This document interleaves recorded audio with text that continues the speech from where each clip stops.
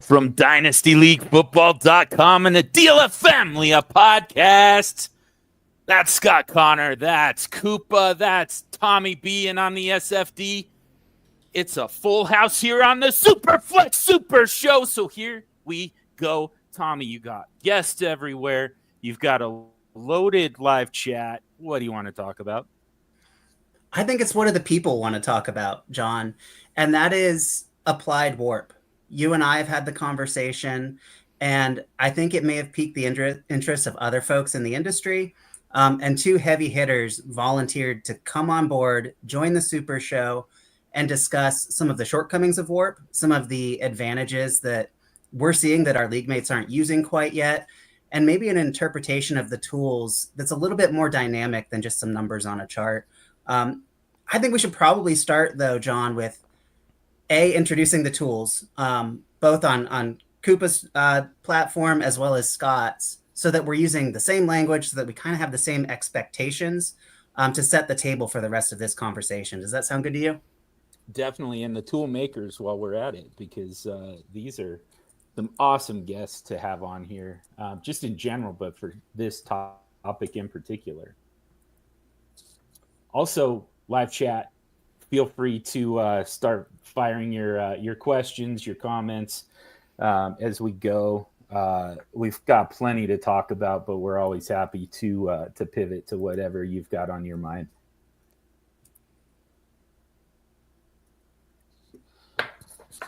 All right, guests.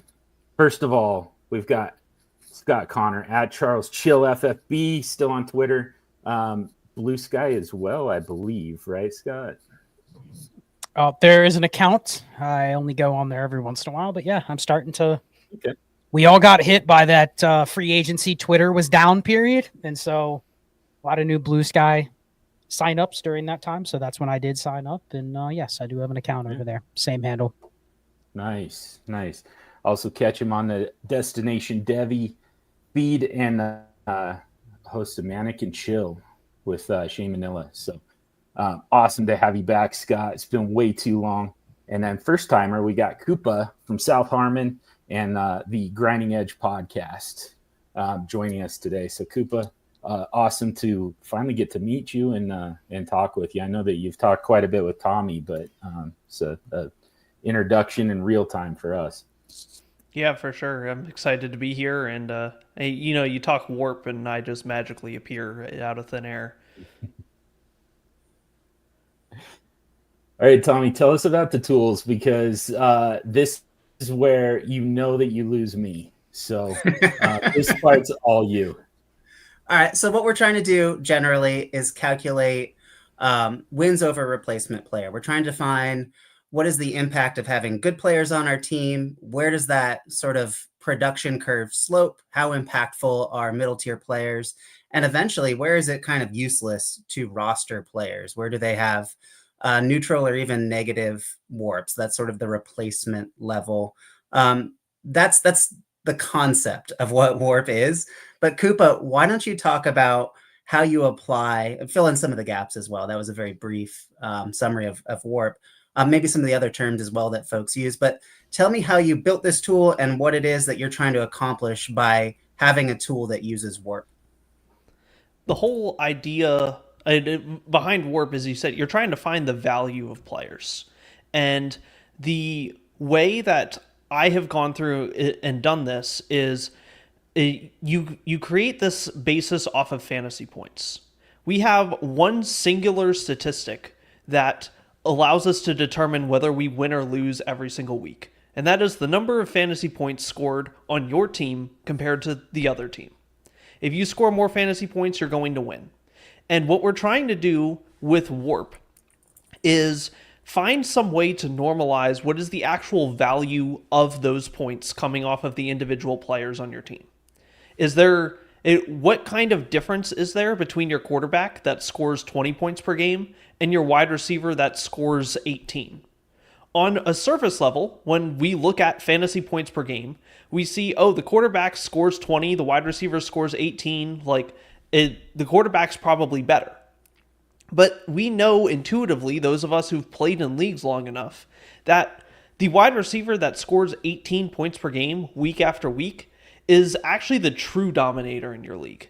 Because that quarterback who scores 20 is probably just an average guy.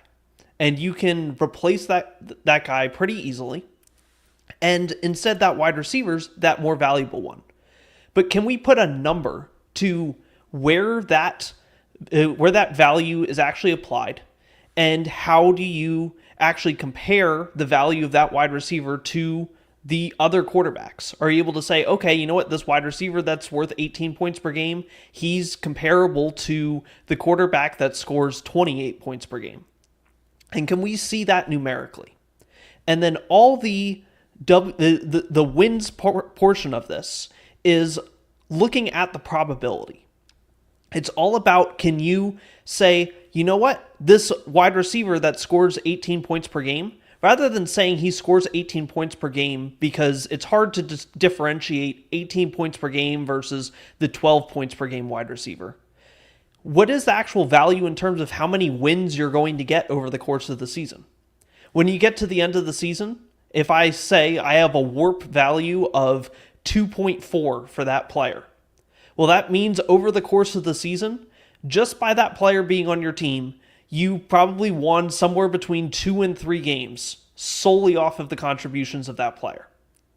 Now, of course, that's not going to be the case for your specific team, because we all know fantasy football is full of variance. We talk so much about how if you bat 60% in fantasy football, you're basically the best player out there, because it's really, really hard to do that with all the injuries, all the which NFL teams do well, do poor.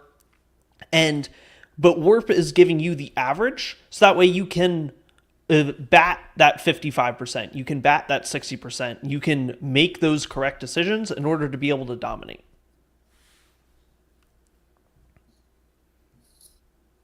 Scott, anything to add there? No, I think Koopa did a good job of kind of explaining where this started. I mean, Warp's been around for a long time, even before War, but War was there before Warp in baseball. Anybody that's a baseball fan, go back 20, 30 years. I mean, this was discussed in baseball before it ever came to football. That's where I first heard about it, because I used to be a huge baseball fan. I was a casual football fan, but a huge baseball fan. So I always had thinking of this game that we play. I mean, and I'll give Ray a shout out. He always says we play a proxy of a game. And the game itself has variance, but we're then taking it and determining another set of rules with other sets of data points and pulling that off of a game that already has variance itself. So think of it's a game of a game. So you're starting to get two levels separated from the actual football game, and trying to look at that through terms like War and Warp. And then fast forward to where this started to come into play in Dynasty or in Fantasy is looking at things through just projectability in terms of, it's funny, if you go back and just study like the historic production curves of every position in the NFL, and you go back 10, 15, 20 years, the distribution of that data looks very similar from year to year. It really hasn't changed that much. I mean, sure, there's some small changes where maybe tight ends are used a little differently, or receivers are used a little differently. Running backs definitely are used differently now than they were 10 years ago. But generally, in terms of, you just looked at the production distribution from year to year, it's very similar. So that's actually one of the stronger points of Warp or War for me, is that I can pretty much assume that what's happened in the past is generally going to be the distribution of how things are going to look in the future, from like wide receiver 1 to 20 to 40 to 60, etc. It's just the players from year to year have so much variance. And then you add into the fact, we don't even play a year-to-year game. We play a week-to-week game. And that was one of the main flaws of the early Warp or War calculations, was they were looking at everything from a season-long perspective. Yet people are going, how do I apply this to 2 weeks worth of decisions in a weekly game? And I didn't really have a great way to explain that. So using this and being able to filter by large sample sizes or small sample sizes, being able to look at it from a week-to-week standpoint, has really made it easier to tell this story. But there's still some limitations. I mean, Koopa and I can probably talk for an hour about limitations of what these tools cannot do. So I'll mention a couple, then you can chime in, share Koopa with some extra ones if you have any. The one thing that I still, and I'd love to talk through with you guys, whether it's on this show or offline, one thing that these tools do is they assume an equilibrium for your league. They assume that things are already distributed equally. And yet someone will come to me and go, hey, the first thing I would say is check out the war graph. Tell me what data it shows you, and then we can talk about it. But then people will sometimes already do that, and they'll come to me, and then I'll take a look at their league. I'll go to like Dynasty Daddy, and I'll look at their league through a deeper lens. There's no equilibrium in their league. There are 3 teams that are absolutely stacked. There's 2 teams that are inactive. They don't fill their roster spots. They don't pay attention to their roster construction. There's 2 other teams that don't care. Their teams are awful, whether it's because they're bad or they just don't care. So you're stepping into an economy that already isn't fair to begin with. But then they're trying to use the graph to run their team, but they're trying to run it in an economy where that is not really going to give them the answers that they want. So I think it's also, there's some flaws in terms of, it's great if you're starting brand new and everybody is equal and everybody is going to behave optimally based on this data. But that's not the case for 95% of markets. So it's intermingling these two and being able to figure out, okay, here's the optimal, but then I have to go into my market and figure out if that's actually the optimal to play in my league. It's difficult. There's definitely some nuance that I'm sure we'll talk about throughout this show. But I just want to mention that if you're in one of these leagues where it's not normal, there's not a normal economy. You got 2 Tommy Blair teams where 5 of the top 6 quarterbacks are on one team, and then 6 of the rest of the top 15 are on another roster. You're operating in an economy that's not going to be the same as a startup. So you have to know that. You can't just look at the war graph and go, well, this is what I should chase. But no, you probably shouldn't chase that because you're not operating in that same economy. We can talk through, when that's the case, how you behave, because I think you can use that to your advantage. That can be an advantage to the team that's not built that way. We can talk through that. But Koopa, anything else you can think of that are limitations? I mean, there's obviously things about like predicting the future. We can't do that. Past warp doesn't equal future warp for a player, but anything else you can think of? One thing I wanted to bring up actually about that predicting the future thing is the idea of the way the tools currently work when you're looking at players is either you're looking at the results from a previous year, or you are just attaching the names of some sort of ranking system to the players that are on the warp chart. However, that's not what we actually expect coming out of a season. Because coming out of a season, we're going to expect injury attrition. We're going to expect just random team attrition and things like that. So like if you run down the lists of like wide receiver 2s, there's probably like 17 or 18 guys that we could all say are going to be a wide receiver 2 this next year.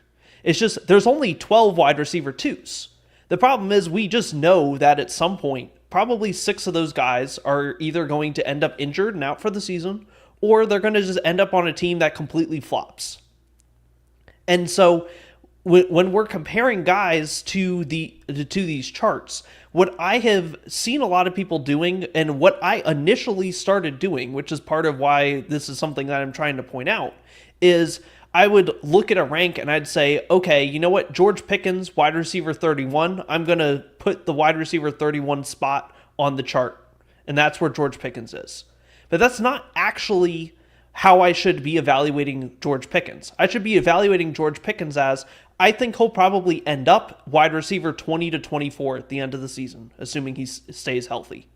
And if that's my prediction for him, I should be analyzing his result range as being this value range to my team. And when you start looking at things that way, you start to get an idea of how variance can really, really affect you. Because when you get to the top end of a lot of these ranges, we know Jamar Chase and Justin Jefferson are probably both going to be top 6 wide receivers.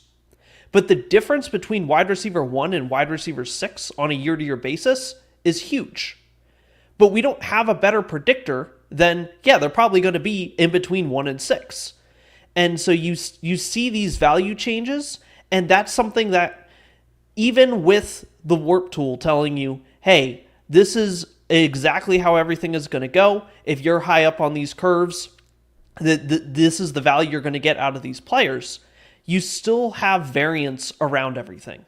It's not the one-stop shop that you just go to the warp tool. You're like, hey, let me get the players highest up on the curve. Let me get the value the highest up on the curve. Because even if everybody in your league was playing optimally, you're still running into all sorts of variance issues. And so it's just another tool in your toolbox for, hey, I trust the warp tool to tell me in my league, these are the positions that are most valuable. And then I trust going to a Fantasy Pros expert consensus ranking to tell me which players individually are the best. And I trust going to Matt Harmon specifically to tell me which wide receivers I think are primed for an explosion based off of the charting he's done. And like you do things like that to build your entire process, and this is just one portion of it. Yeah, and you mentioned 17 wide receiver twos. I think there legitimately can be, depending on how you frame what the wide receiver 2 position is. And it usually depends on your roster build, right? Like the term replacement itself is very much up for debate. It's due to the asymmetry, it's due to the injury history, like you're saying, and it's due to start rates as well. We don't always know who the top 30 players are going to be, let's say at wide receiver week over week. It's an impossibility, really. And so it's how many starts are you capturing in that wide receiver 2 ranking, right? Like, what does that even mean in terms of your roster build? And so it's almost about setting expectations of impact. If you've got, let's say, a league where you have to start 3 wide receivers, I mean, well, that means your wide receiver 4 is probably slated for 11 starts over the season. Your George Pickens is probably slated for 11 starts. And you need to think in those terms. He is a wide receiver 2 at an equivalent of roughly 11 starts. If you're taking into account, normal injury attrition at my wide receivers 1 through 3 and no, crazy buy overlaps or anything like that. That's how I perceive sort of the actionability behind these warp curves when I'm building teams, is like, how many starts am I expecting and what is the impact I'm expecting? And that gets a little bit into A warp, doesn't it, Koopa? Yes. Yeah. So A warp is so when I released my warp tool for the first year that it was out, it was just based on what I've been calling true warp, which a little bit different. A warp I'm calling adjusted warp. And that adjusted means adjusted for actual start-sit rates, decisions that people make.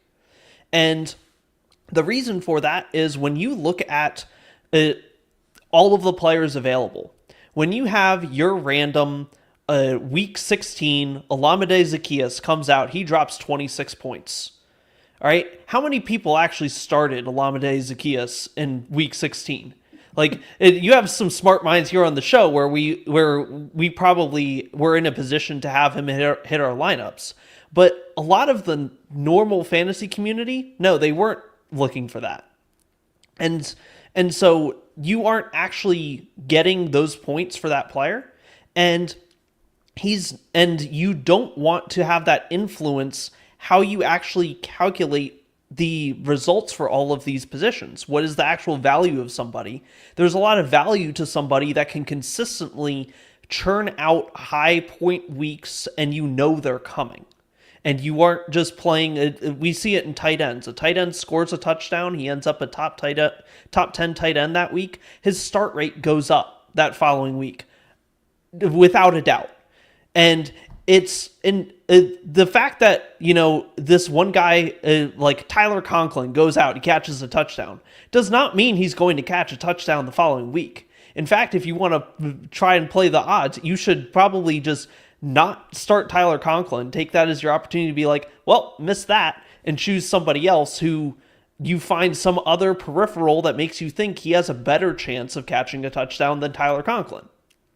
And that's the kind of an analysis that you as a fantasy manager need to be doing.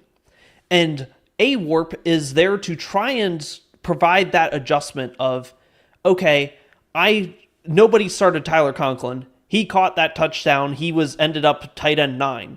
But we're not going to fault the guy who, we started him because we knew he was going to get 3 catches, and he got his 3 catches for 35 yards, but he didn't get the touchdown, so he got outplayed by Tyler Conklin.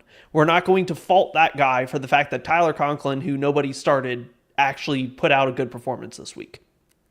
And so that's the idea behind AWARP, is we're adjusting it based on these start-sit rates. So we don't have these players that come out of nowhere and affect all the guys that are in your starting lineup. And we also don't give credit to those guys that we didn't know it was coming. We aren't giving credit to the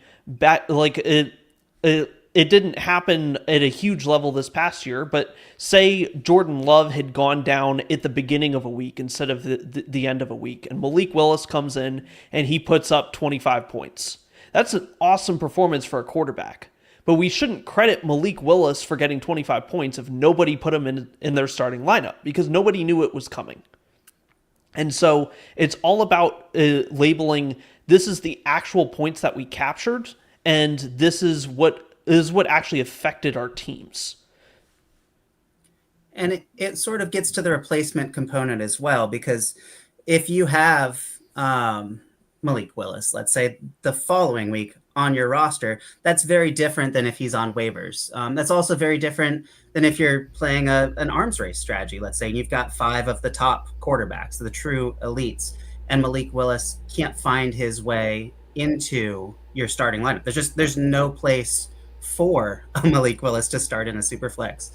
Scott, can you talk a little bit about like the subtractive nature of WARP and how it is or isn't captured in these tools?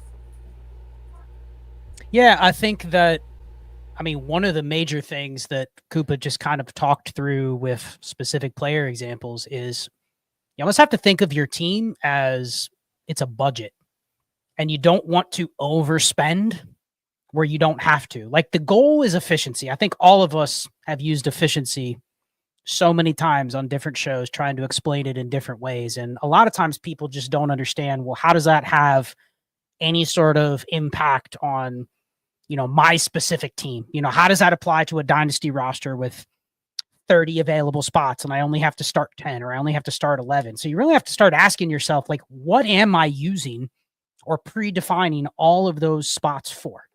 Like, that's where it starts. It starts looking at this. And I knew this stuff intuitively, but until I went through a couple seasons of playing a ton of best ball, it's a totally different game. But when you really dive into the weeds of what it takes to win, like a huge best ball tournament where you have limited roster spots, no ability to fix anything. When you draft, it's over. There's no trading. There's no waivers. You get 18 picks, and whoever ends up with the most wins at the end of the year. Now, sure, if you hit on a couple players and you're right on picking the Justin Jefferson versus Jamar Chase or the Saquon Barkley versus the Nick Chubb or whatever the debate is, sure, you can win with players. But more often than not, the people that are there at the end, the people that have the highest advance rates, the people that get to the table are the ones that are the most efficient. They understand that if I'm drafting, I'll give an example because I ran this data last offseason. Receivers drafted an underdog after like the 90th receiver off the board were hitting a lineup on a best ball team less than one time on average per year. So you have to look at it like, if I'm going to draft 3 receivers after round 15 in an underdog draft, the expectation is they hit my lineup one time. Now I have to start 3 receivers, Tommy, over 17 weeks. So you do the simple math, 3 times 17, that's 51 spots that I have to hit. We're not even getting to what level I have to hit. I just have to fill 3 spots 17 times. And the expectation is this dart receiver that I'm drafting is only going to do it one time. Now there's a level of, I probably want one of those to far exceed its expectation. But I have to go into it saying, okay, if I'm going to take receivers with my last 3 picks, I'm now wasting 1/6 of my roster spots for only 3 out of my 51 receiver starts. That ratio doesn't make sense, right?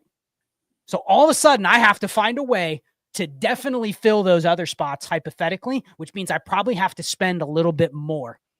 And there's a calculation that you can look. There's a bunch of tools out there for best ball that'll kind of give you these ratios, but you have to have enough usage to get by to where you can say you have an efficient team. So back to your question about how did you phrase it again? I think there's a subtractive nature. There's almost like a black hole and a negative gravity component. There's something to having players on your team, not to make 2 + 2 = 4, to make 2 + 2 = -1.5 with your opponents. Yeah, so I think there's a couple places we can take this. I think the first thing is really defining, and I'm curious how Koopa's process goes, because I know in his tool, you can kind of get a rough guide of this, is what format are you playing in? And to me, you have to start looking at, there's 2 different economies within your own roster. There's my economy that I'm going to be using to get to my end goal of winning the championship or whatever. I know I have to have a certain level of production to get there. But in my format, how many roster spots is that going to take to get there? In my eyes, I want that to be as few of roster spots as possible at the cheapest price. And sometimes there's a push and pull, but let's just give me an example, Tommy. Give me a format. You pick it. It doesn't even matter. Just give me number of starters and number of roster spots. We'll start there. And number of teams. I think we should probably go down the middle, because that's what most people play, like a 12-team Superflex start 10, a very vanilla, maybe a 0.5 tight end premium. Like, I think that's what the people are playing right now. So Koopa, if you get that format and it was, let's say 30-man rosters, is that pretty standard? 30, would that be fair? 28 to 30, something like that? Something in there, yep. Okay, so forgetting about what players you have, what positions you draft, etc., how many roster spots, and you can use the warp tool and you can look at this, how many roster spots actually carry you to, or do you need to get to your goal of pure production? How many spots do you need to spend on players that can get you there? Assuming everything goes perfectly. There's no injuries. There's no attrition. There's no players that get traded and then they don't play. Like, in a utopian perfect world, how many players actually get you there from the beginning of the season to the end of the season? What number would you throw out? Do you have something offhand? I don't have an exact answer, but I would give you a ballpark, and it would be way less than people want to hear. Hey, utopian world, you got no injuries. The only thing you need to cover is bye weeks. And when you're talking that, start 10, you can probably get away with 12.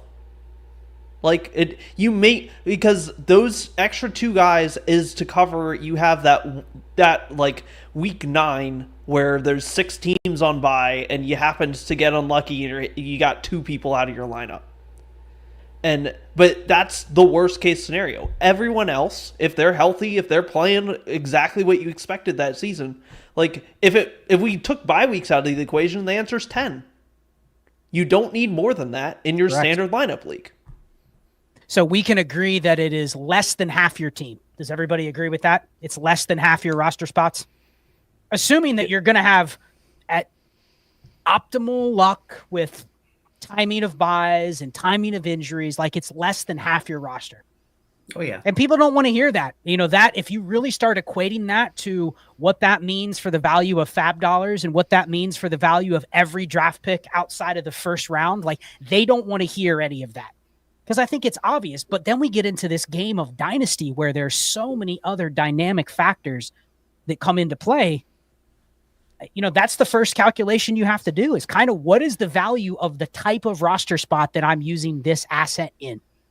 And then go from there in terms of like, what is the current market of how to use specific players? We can go into specifics on, each individual position and what's easier and what's harder, but that's where you got to start. Like, you really have to drill down to people that, hey, especially if you're doing like a startup draft and you're trying to draft to be correct, like this is the initial assumption, is that I only need about 40 to 50% of my roster spots to even get me to where I want to go. So then you go, well, what the hell do I do with all the rest?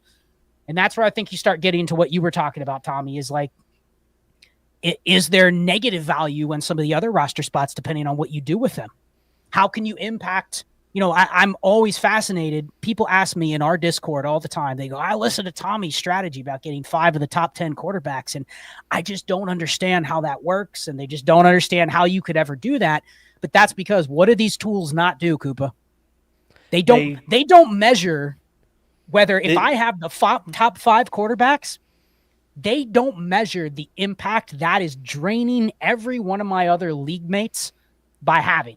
It's not reflected. It's almost like if you took the top 5 off the graph and you just showed everybody else playing with the rest of the field. That would just be a low, flat line that if your league mates were smart, the other 11 would just go, well, I don't care about this at all because there's just not anything.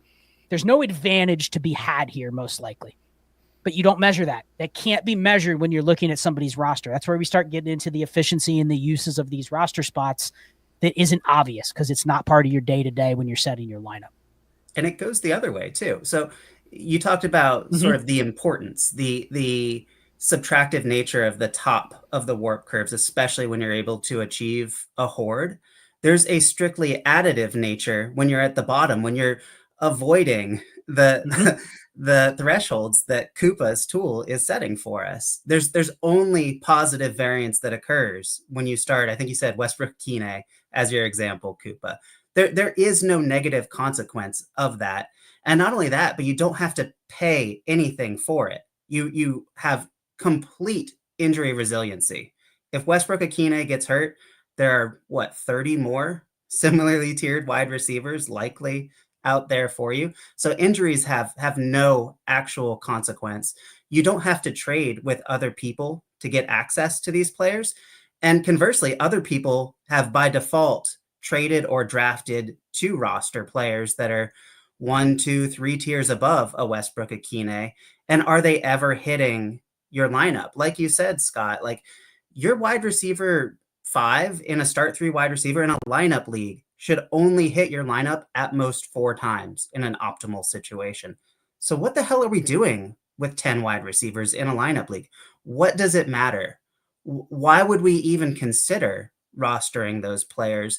When you look at Dynasty Daddy and you see 120 wide receivers are rostered and 84 running backs, what you're doing is you're saying, I can play in the same sandbox with my wide receiver 3 if I'm willing to embrace the variance that you're not admitting that you're also having to do with your final flex starting at wide receiver.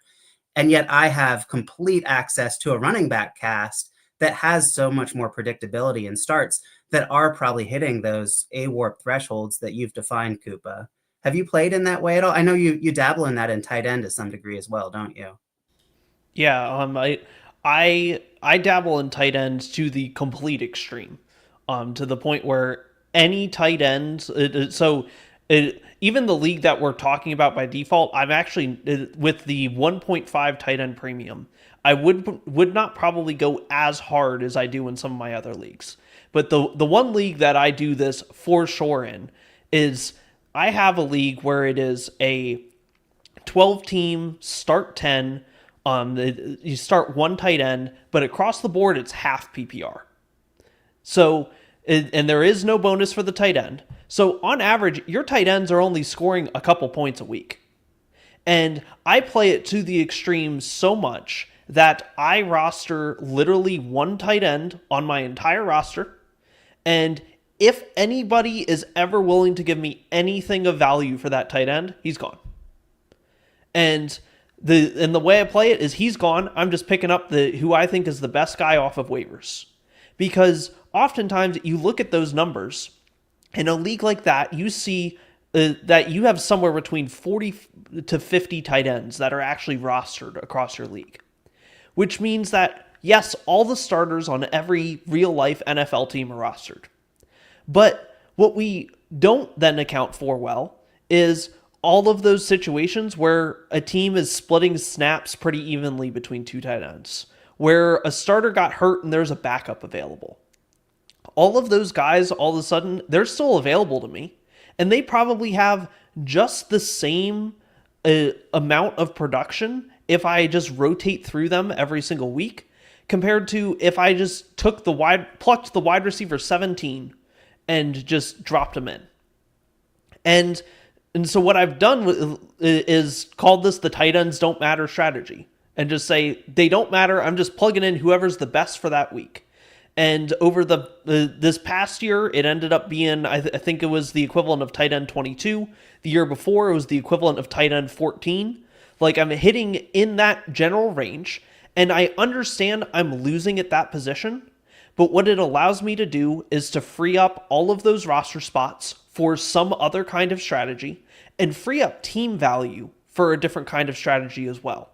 I know that at tight end, if I happen to luck into somebody that gets value, like say I just happen to be sitting there with Brenton Strange at the end of the season, all of a sudden people are trading seconds for Brenton Strange this past offseason.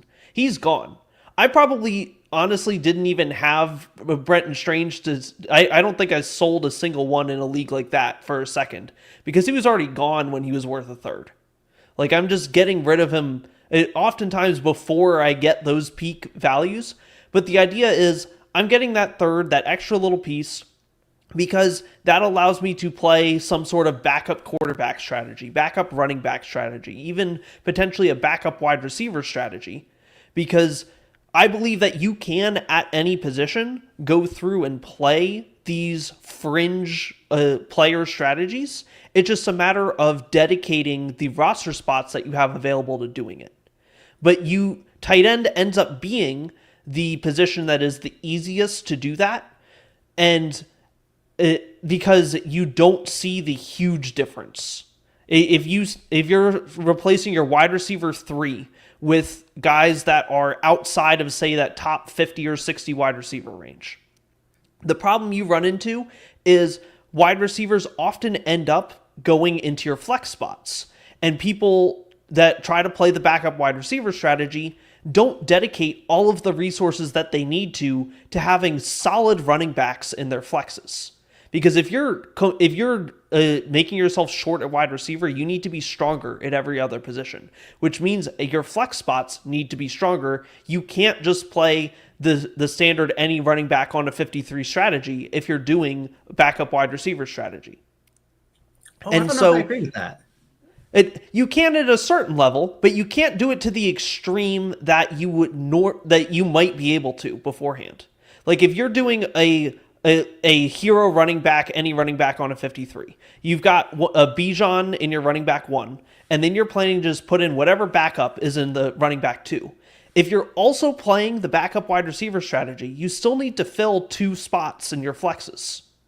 And you now need to come up with, you are short at running back, you're short at wide receiver, your tight ends don't give you any kind of advantage in that kind of league.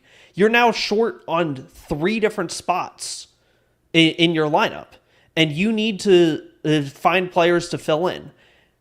It becomes way harder to perform that kind of strategy at any consistent level. This may be my bias peeking through, but when I do have these elite QB builds, we're looking at in this scoring format, we're talking about 12 to 15 points per game over the next most high scoring or high odds of scoring at the quarterback 1 and the super flex position. So I've made up those 15 points, and that only leaves me with 2 flexes to fill. If I'm rostering 20 extra backup running backs, that's about my threshold, is about 10 running backs to 1 streaming starter per week. And it tends to get better as the season goes along, right? As the war of attrition occurs. And so my teams tend to get stronger because I've anchored around quarterback, because I'm pulling from the depths of wide receiver. You said wide receiver 60, and that feels really accurate for this type of a league. I was able to replicate the wide receiver 42, which is, it's essentially a wide receiver 3 for all intents and purposes for this league. And so by being min-max, by having really elite quarterbacks, I could play that tight end game as well, and stay elite at 2 of the 3 wide receiver positions, and certainly keep pace and get stronger as the season goes along. Again, with that anti-fragility component, I only become weaker if my wide receiver 1 or my wide receiver 2 gets hurt. And that is problematic, right? So I want to kick this to you, Scott. When you see folks in these leagues playing these fringe strategies, do you notice them as a portfolio player? And how are you countering the moves that they're making? Because they're essentially removing themselves from components of the market, right? They're not going to play as you're anticipating. You can't leverage Koopa in the tight end game to tier down, to use tight end as a value gain. And so you have one fewer trade partner in that market. And so it essentially constricts your portfolio, doesn't it? Yeah, I think it does. I think the biggest thing we have to repeat from what Koopa said to what you said to what I was talking about earlier is like the very first thing before you start talking about players, before you start talking about extreme strategies, you need to understand the constraints and parameters of your league and your market. Without being able to know what variables I need to solve for and what things are known going into my league, a lot of this stuff is you're just going to kind of spin your wheels and you're never really going to understand why you're doing what you're doing. Like just a quick example, Koopa's strategy is great, but if I told him he has 20 roster spots versus 30, it totally would change the type of strategy he would play. Same with yours, Tommy. If you only had 20 roster spots, you are not going to allocate probably 5 of those to the top 5 quarterbacks without a plan of what am I going to do if I had that? I would have to probably act quicker to fix it because I don't have the error margin with those extra spots to essentially bail myself out. I mean, I love that you mentioned you replicated the wide receiver 42, and you did that basically by paying 0, whether it's waiver pickups, whether it's just finding some, dead shit on my team I don't need this week, and I need something from you, and I can find somebody to make an even swap. Like you replicated it for free. So the key with Tommy's message was you got wide receiver 42, and you got it literally for free. The only thing you paid was the opportunity cost of maybe a wider net of roster spots to get there. But that's it. That's the only thing you ever would have spent, would have been extra spots that really don't matter when we're talking about that only 15 or whatever matter in a lineup league of 30. You have a buffer there to essentially replicate wide receiver 42 for nothing. Somebody else paid 2 second-round picks to get wide receiver 42. And maybe they did that over multiple times because of the way that they played. So you have to look at it as I've gained an advantage. Now, where am I going to be able to reallocate those resources to have a bigger advantage over that person in another spot? So back to your question. I mean, I think if you've ever played, I'll give an example for anybody that used to play. You guys used to play in 1 QB leagues. You still might play in some 1 QB leagues. Oh, yeah, for sure. Did you ever play? I know Hoag's probably played in a couple. Did you ever play in any 1 QB leagues? I remember being in some of the first dynasty leagues I was in. They were 1 QB, start 9, 35-man rosters. And if you showed anybody the war, I mean, there was no warp back then, but there really should have been no value attached to quarterbacks that were not starting, right? But because somebody else was forced to just have 5 quarterbacks on their roster, there was this endowment effect that came into play in the league where it's like you had to get something from somebody else that they were essentially assigning artificial value to pry that away from them. That's where your strategy, Tommy, can be disrupted if everybody in your league knew what you were trying to do and said, we're going to place a reserve of at least a second-round pick to ever give Tommy a receiver. Ever. We will eat the value to not help him.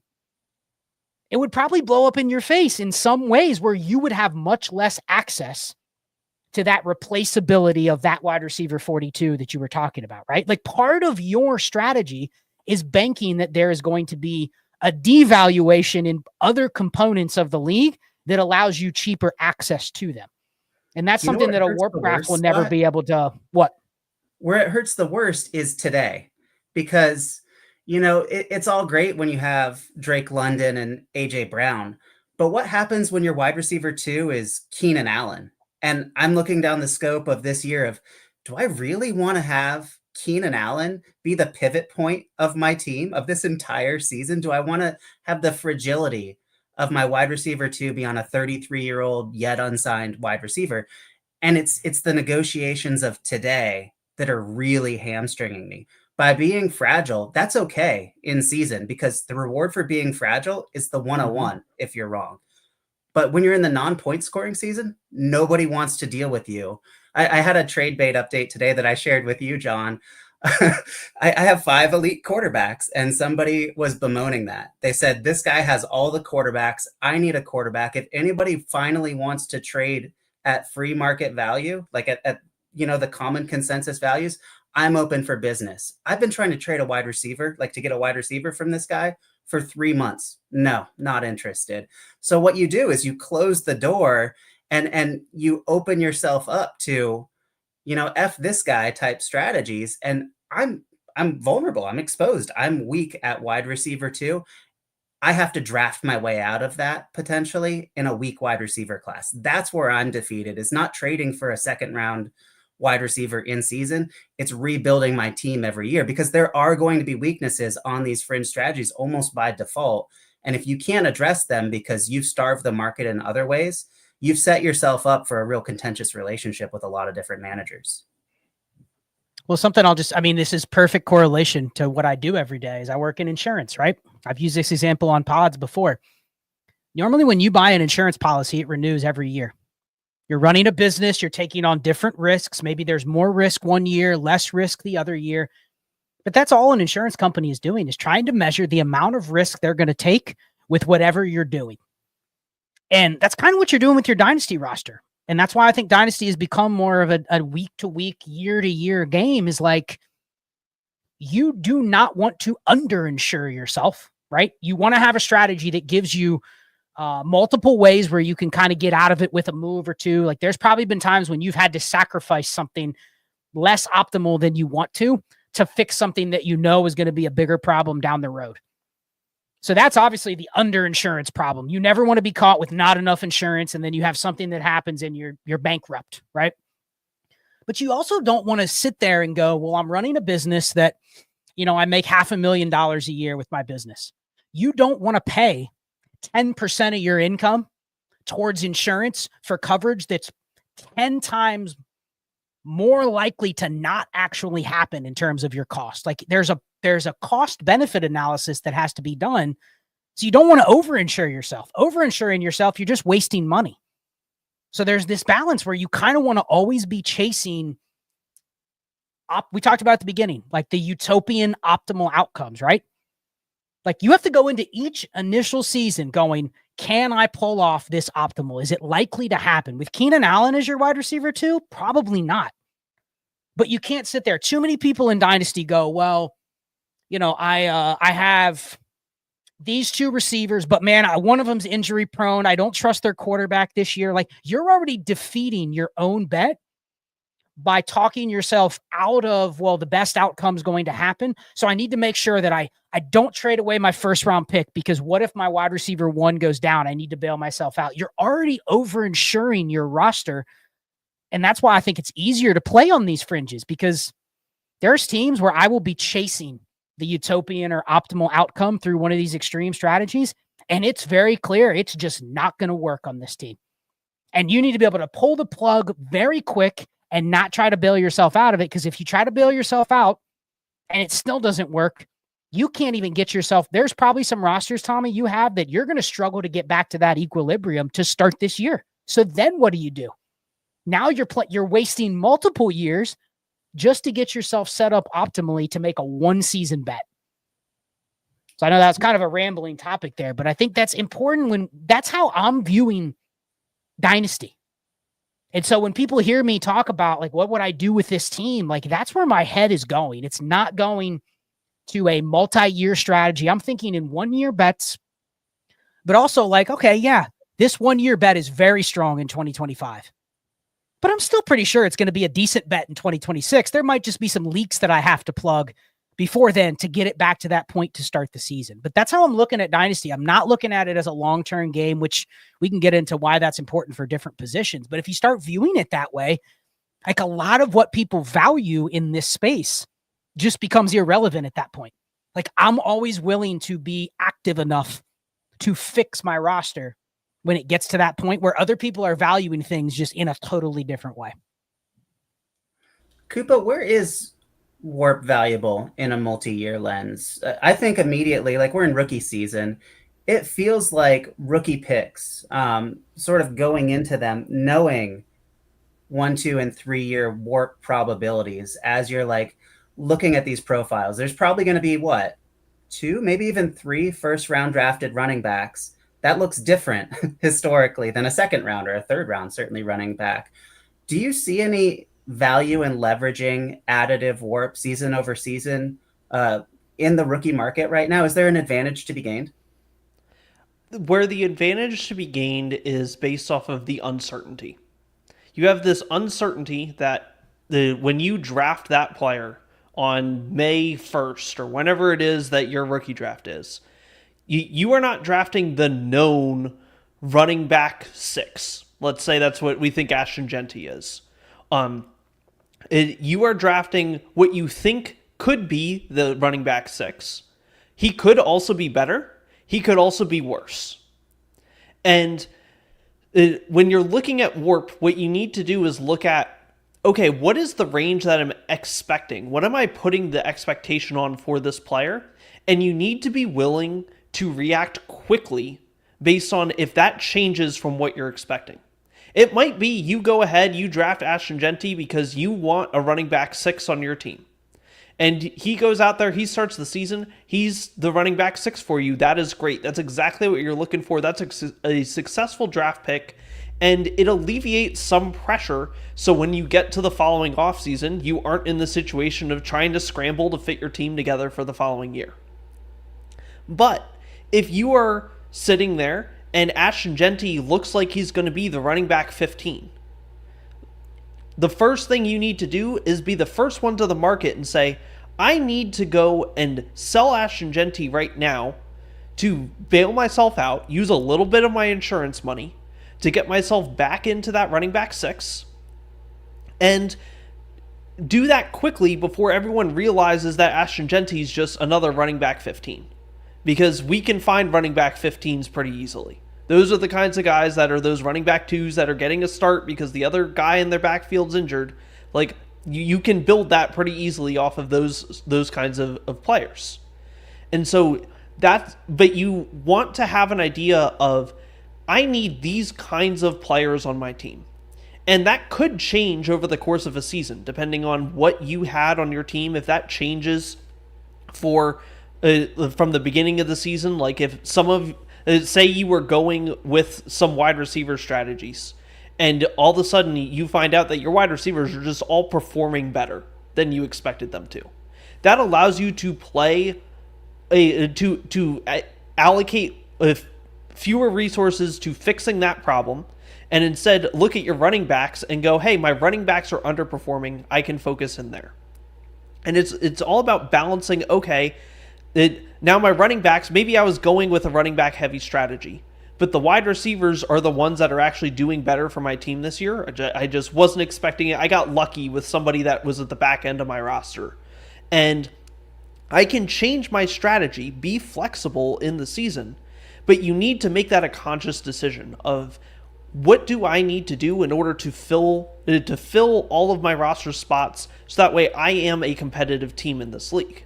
And what Warp is able to help you do is look at, okay, where are these windows where there either is a tier jump, where like maybe there's an inflection point of, okay, the running back 24 is comparable to the quarterback 18. So if I'm sitting there looking at, how do I need to improve my team's scoring some amount, I am going to have an easier time finding a running back 18 than I am peeling the quarterback 20 off of somebody. And I'm going to get better performance for my team by doing that. But it might be that, hey, that running back 20 option just isn't available to you. Maybe it's the situation you're talking about. Everyone's boxing you out. They're like, you know what, Koopa, you've got all those running backs. We are not bailing you out for this week. You're going to struggle with that. So, okay, I'm going to find some other market inefficiency in order to upgrade my team at some other position. If everyone completely boxes you out of trades altogether, that becomes a problem entirely where, okay, now you can only make moves off the waiver wire. If you have deep rosters, that is a problem that you have to fix between you and your league mates. That becomes essentially you're shut out of the market. And if you're shut out of the market, you're severely limited in what you can do. But you have to be in a position where you can be flexible based on what your market is willing to give you, what your other managers are willing to provide for you at reasonable prices. John, this feels like an opportunity to take advantage of us numbers butts, man. If we're looking at warp curves and we're saying, gosh, this QB, he looks a lot like the QB 18. Well, the QB 18, 6 games into their rookie season, that's pretty enticing, man, in a QBX build where you've got enough momentum built up at the other 4 positions to where if you're seeing these warp curves, John, like, and you have an underperforming quarterback relative to expectations, is that a buy opportunity for you to take advantage of folks looking at data and perhaps practicing impatience? I mean, yeah, kind of. I mean, I'm not super interested in QB18. You know, we've kind of been talking lately. QBX is a little bit of a gateway strategy just to get to arms race. So it's, it's not like I'm necessarily trying to go out of my way for that, but it does feel like, and this is part of why I really wanted to hear you guys' explanation, because I'm still struggling with warp just for the fact that it feels like an imperfect understanding of what happens on a weekly basis. And, part of the thing with QBX is, I've got QB18. That's not ideal over the course of the entire season, but isolate a week. And QB18 is actually in a really good matchup. I'm going up against someone, whoever has QB1, but they've got a bad matchup. It's not exactly telling the story of what my lineup decisions are going to look like at that point. And so that's the nice thing about the depth, the quarterback depth in particular in QBX, is the ability to kind of cherry pick a little bit that I think, at least from my understanding, seems like it kind of breaks that warp curve a little bit, kind of takes away its power, at least for that 1 week. John, I think this will kind of help. I mean, I'm working on a series right now. I just released the quarterback series in relative to draft pick value. And I think it was an interesting study because what do we know about the way dynasty people will treat quarterbacks? Like, it's actually one of the easiest evaluations that we can make because there is zero. And when I say zero, there is not a single person out there you can listen that's on a dynasty podcast that is going to tell you that their analytical or film breakdown is going to determine fantasy production for quarterbacks. Like, we almost entirely correlate NFL draft capital with those are the quarterbacks we value because we've skipped the steps between, well, are they going to start? Are they not going to start? We're just assuming a first round quarterback equates to X value. And historically, I went back and just looked at the last 5 years because we've had some good quarterback classes the last 5 years. At pretty much every quarterback drafted in the first round, there's been 1 or 2 exceptions. They go in a certain range. The ADP will immediately correct. If Jackson Dart goes in the first round this year, he will have an ADP in a certain range. Now, he may go a little higher or a little lower depending on the profile. But to your point, John, like, I went back and looked at quarterbacks drafted 1 through 4 in Superflex ADP versus 5 through 12. The difference on a per game basis, so warp per game for their first 2 years, minuscule. Yes. The only difference in the value of what they cost, whether it's 102, 103, 104 versus 109, 110, 111, 112, the only difference was we thought the guys generally with the higher ADP have higher quote unquote upside. That's it. We're going to draft Justin Fields ahead of this guy because he has higher upside. We're going to draft Anthony Richardson ahead of this guy because he has higher upside. But that accounts for literally the production difference, when reality is, if you look at the expectation for every quarterback coming into the league, it basically falls right into that range of like QB 15 to 25. If you look at the first 2 years of war. Now, you may say, okay, well, a quarterback can get better year 3, year 4, year 5. But I only looked at the first 2 years because those are the 2 years where I really look at where they're going to have the robust market that could be inefficient relative to their scoring, right? But when you really look at that, like the clear takeaway was don't chase the quarterback at 102, 103 in a rookie draft because people just assume that guy has more upside, but constantly take the guys that go in the later first and just gamble that all you're going to get with any of them is quarterback 18 production over the first couple years of their career. If you end up with the one that's way higher, that's the bonus that I'm not good at picking. I'm not good at telling you what guys are going to be way above replacement versus just at quarterback 15 to 20 range. And that's where you can kind of use this rookie class as like, all right, if I'm drafting in the first round and I'm looking at a quarterback, remember that type of thing. But if I'm drafting a second or third round pick and I'm looking at quarterback, you're not even having the same conversation. You're not thinking, oh man, Spencer Rattler is going to take over the job and be a long-term starter where I'm going to be having this 4-year conversation as to what he's worth. That's already far above his expectation. You're just looking at it, and that's maybe we can talk about the any quarterback on a 2 deep strategy. That's why I've implemented this.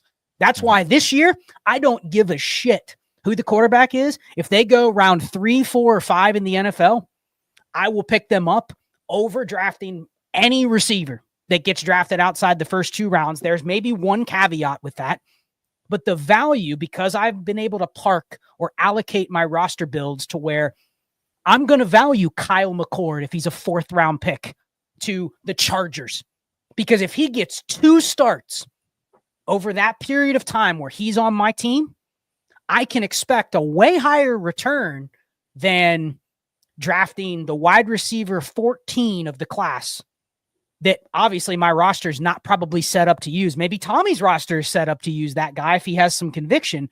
But if that guy's just going to live on my bench, like it's very easy to point out 2 players from last year and go, okay, who would you have rather drafted, Javon Baker or Spencer Rattler?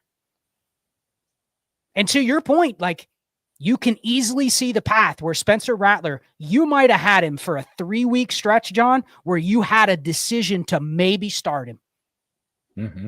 But a lot of people just draft Javon Baker and they go, well, I hope he hits. And then you hope he hits is such an abstract thought.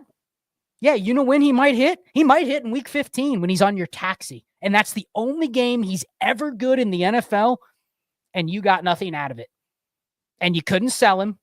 He was a complete zero. So unless you are going to tell yourself, hey, I'm going to draft a 4th round receiver because I like his profile and I like his quarterback and I like his situation, at least acknowledge why you're drafting that player.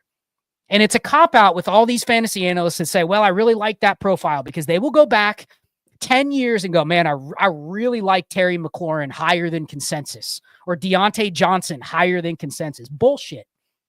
Go back and listen to those shows during that time. There was nobody going out on a limb saying Jalen McMillan is one of 10 receivers that goes in the 3rd round or later, and he will smash.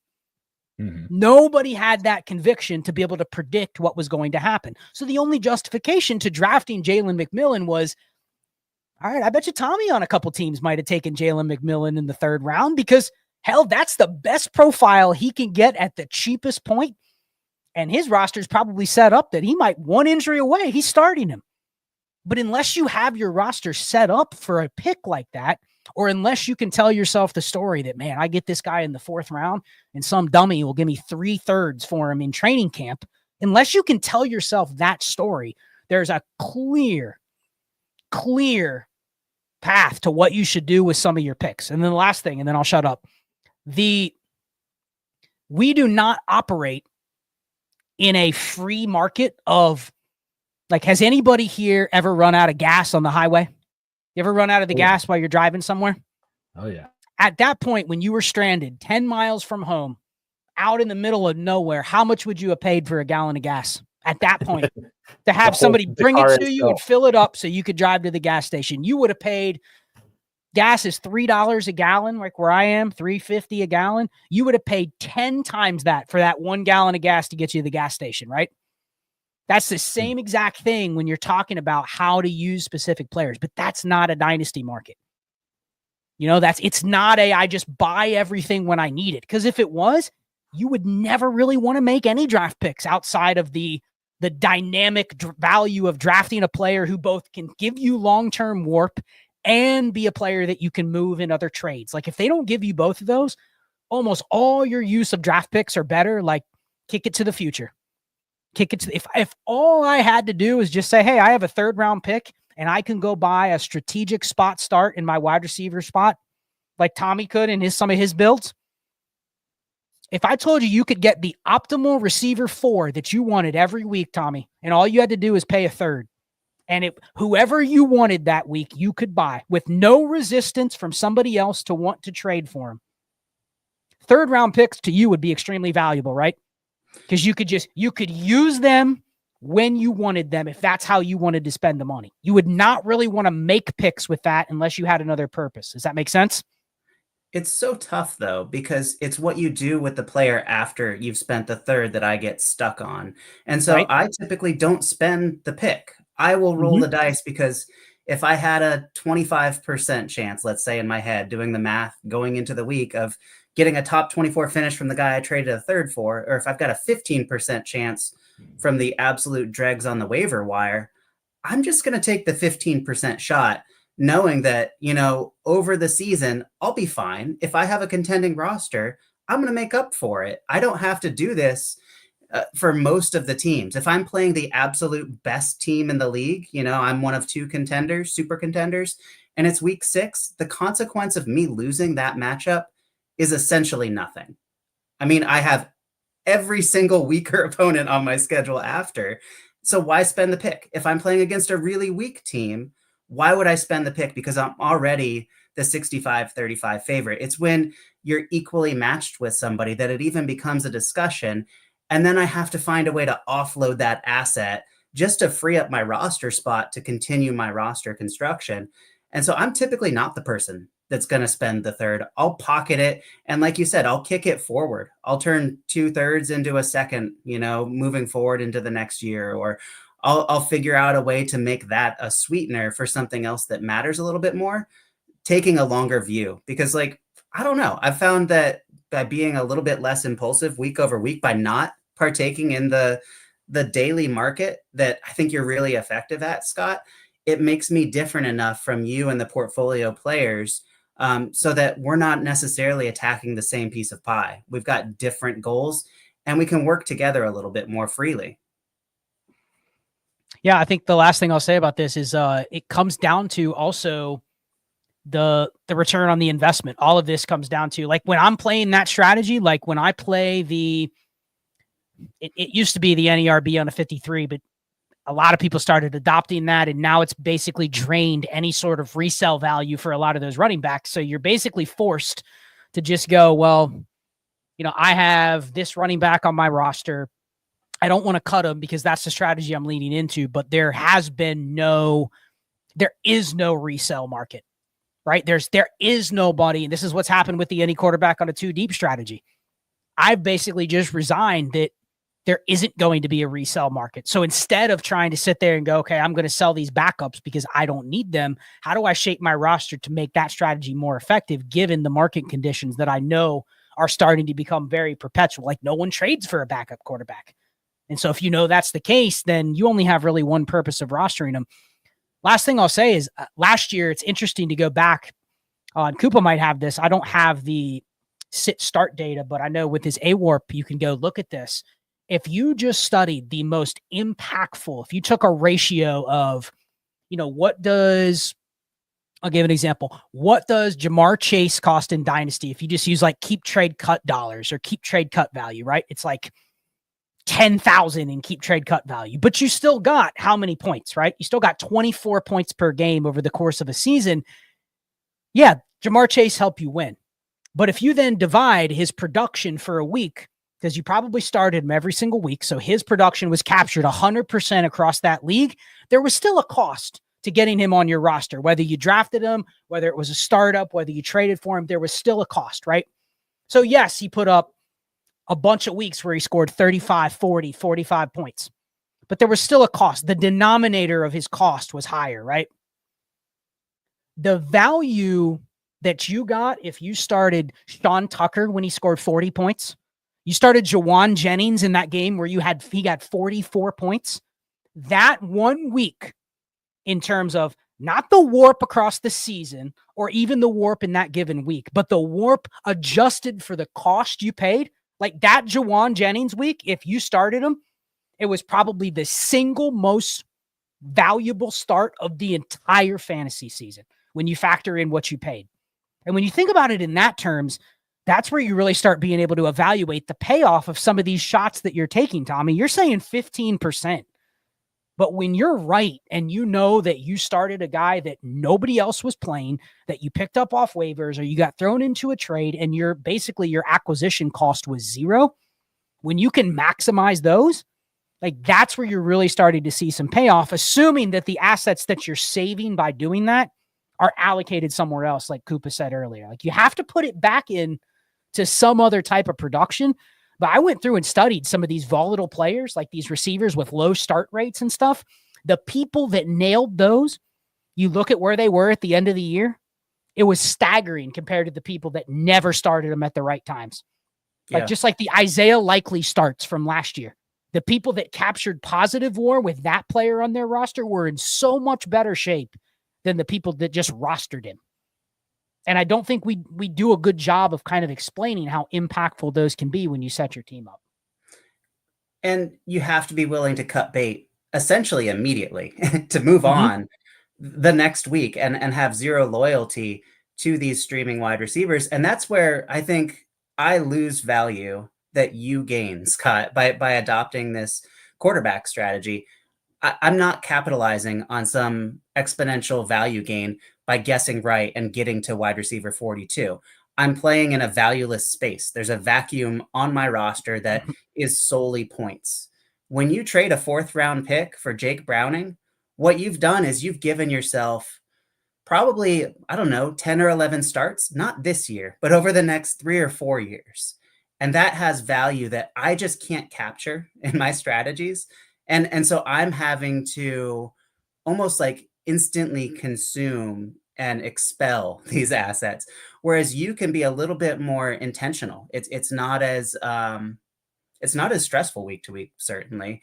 And it's also, I think, over time, more predictive. You know what Jake Browning is. We didn't really know what Jawan Jennings was going into this year. We kind of knew what Darnell Mooney was, but he was only useful for a period of time. I have to know when to cut bait, and you don't necessarily have to know that with Jake Browning, do you?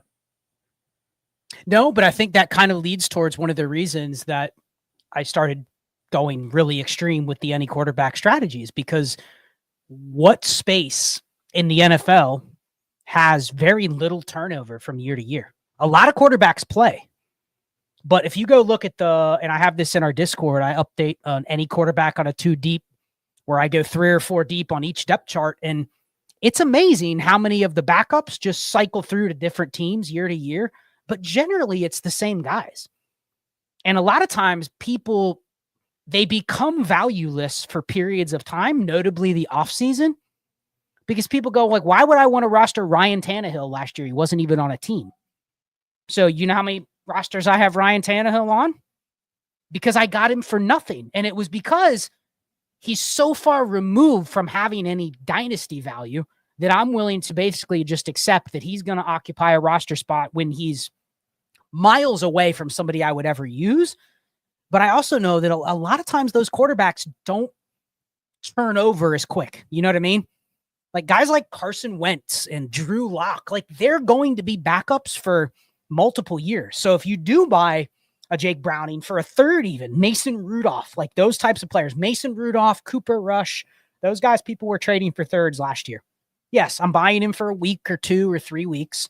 And maybe I'm even designing my roster to where, like I have one roster in particular that I can think of that it is a start 10 and I have Jaden Daniels.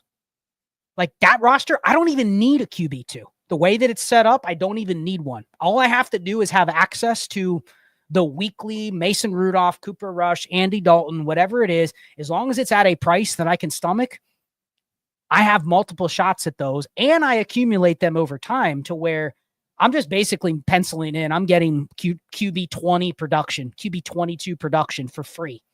every single week, but the benefit is it might be for 3, 4, 5 years. So yes, there is very little turnover I have to do on those teams. The turnover is like, all right, what quarterback is not a backup this year? That guy gets cut, and there's probably another one that is available for nothing. Hence those late round draft picks, right? Like if I get back, people don't draft backup quarterbacks in the NFL. I guarantee with this year's running back class and this year's tight end class, you're going to see guys like Riley Leonard not even get drafted. I'm like, wait, if he's a 5th round pick to, the Broncos, like I'll pick him up for free because the only person he's valuable to is my build, not Tommy's. So you're not even going to allocate any waiver dollars to a guy like that. So it's really finding the strategy that's not just the extreme in one direction, but also, like you mentioned, nobody else really in my leagues have picked up doing this there's not 8 teams trying to do this.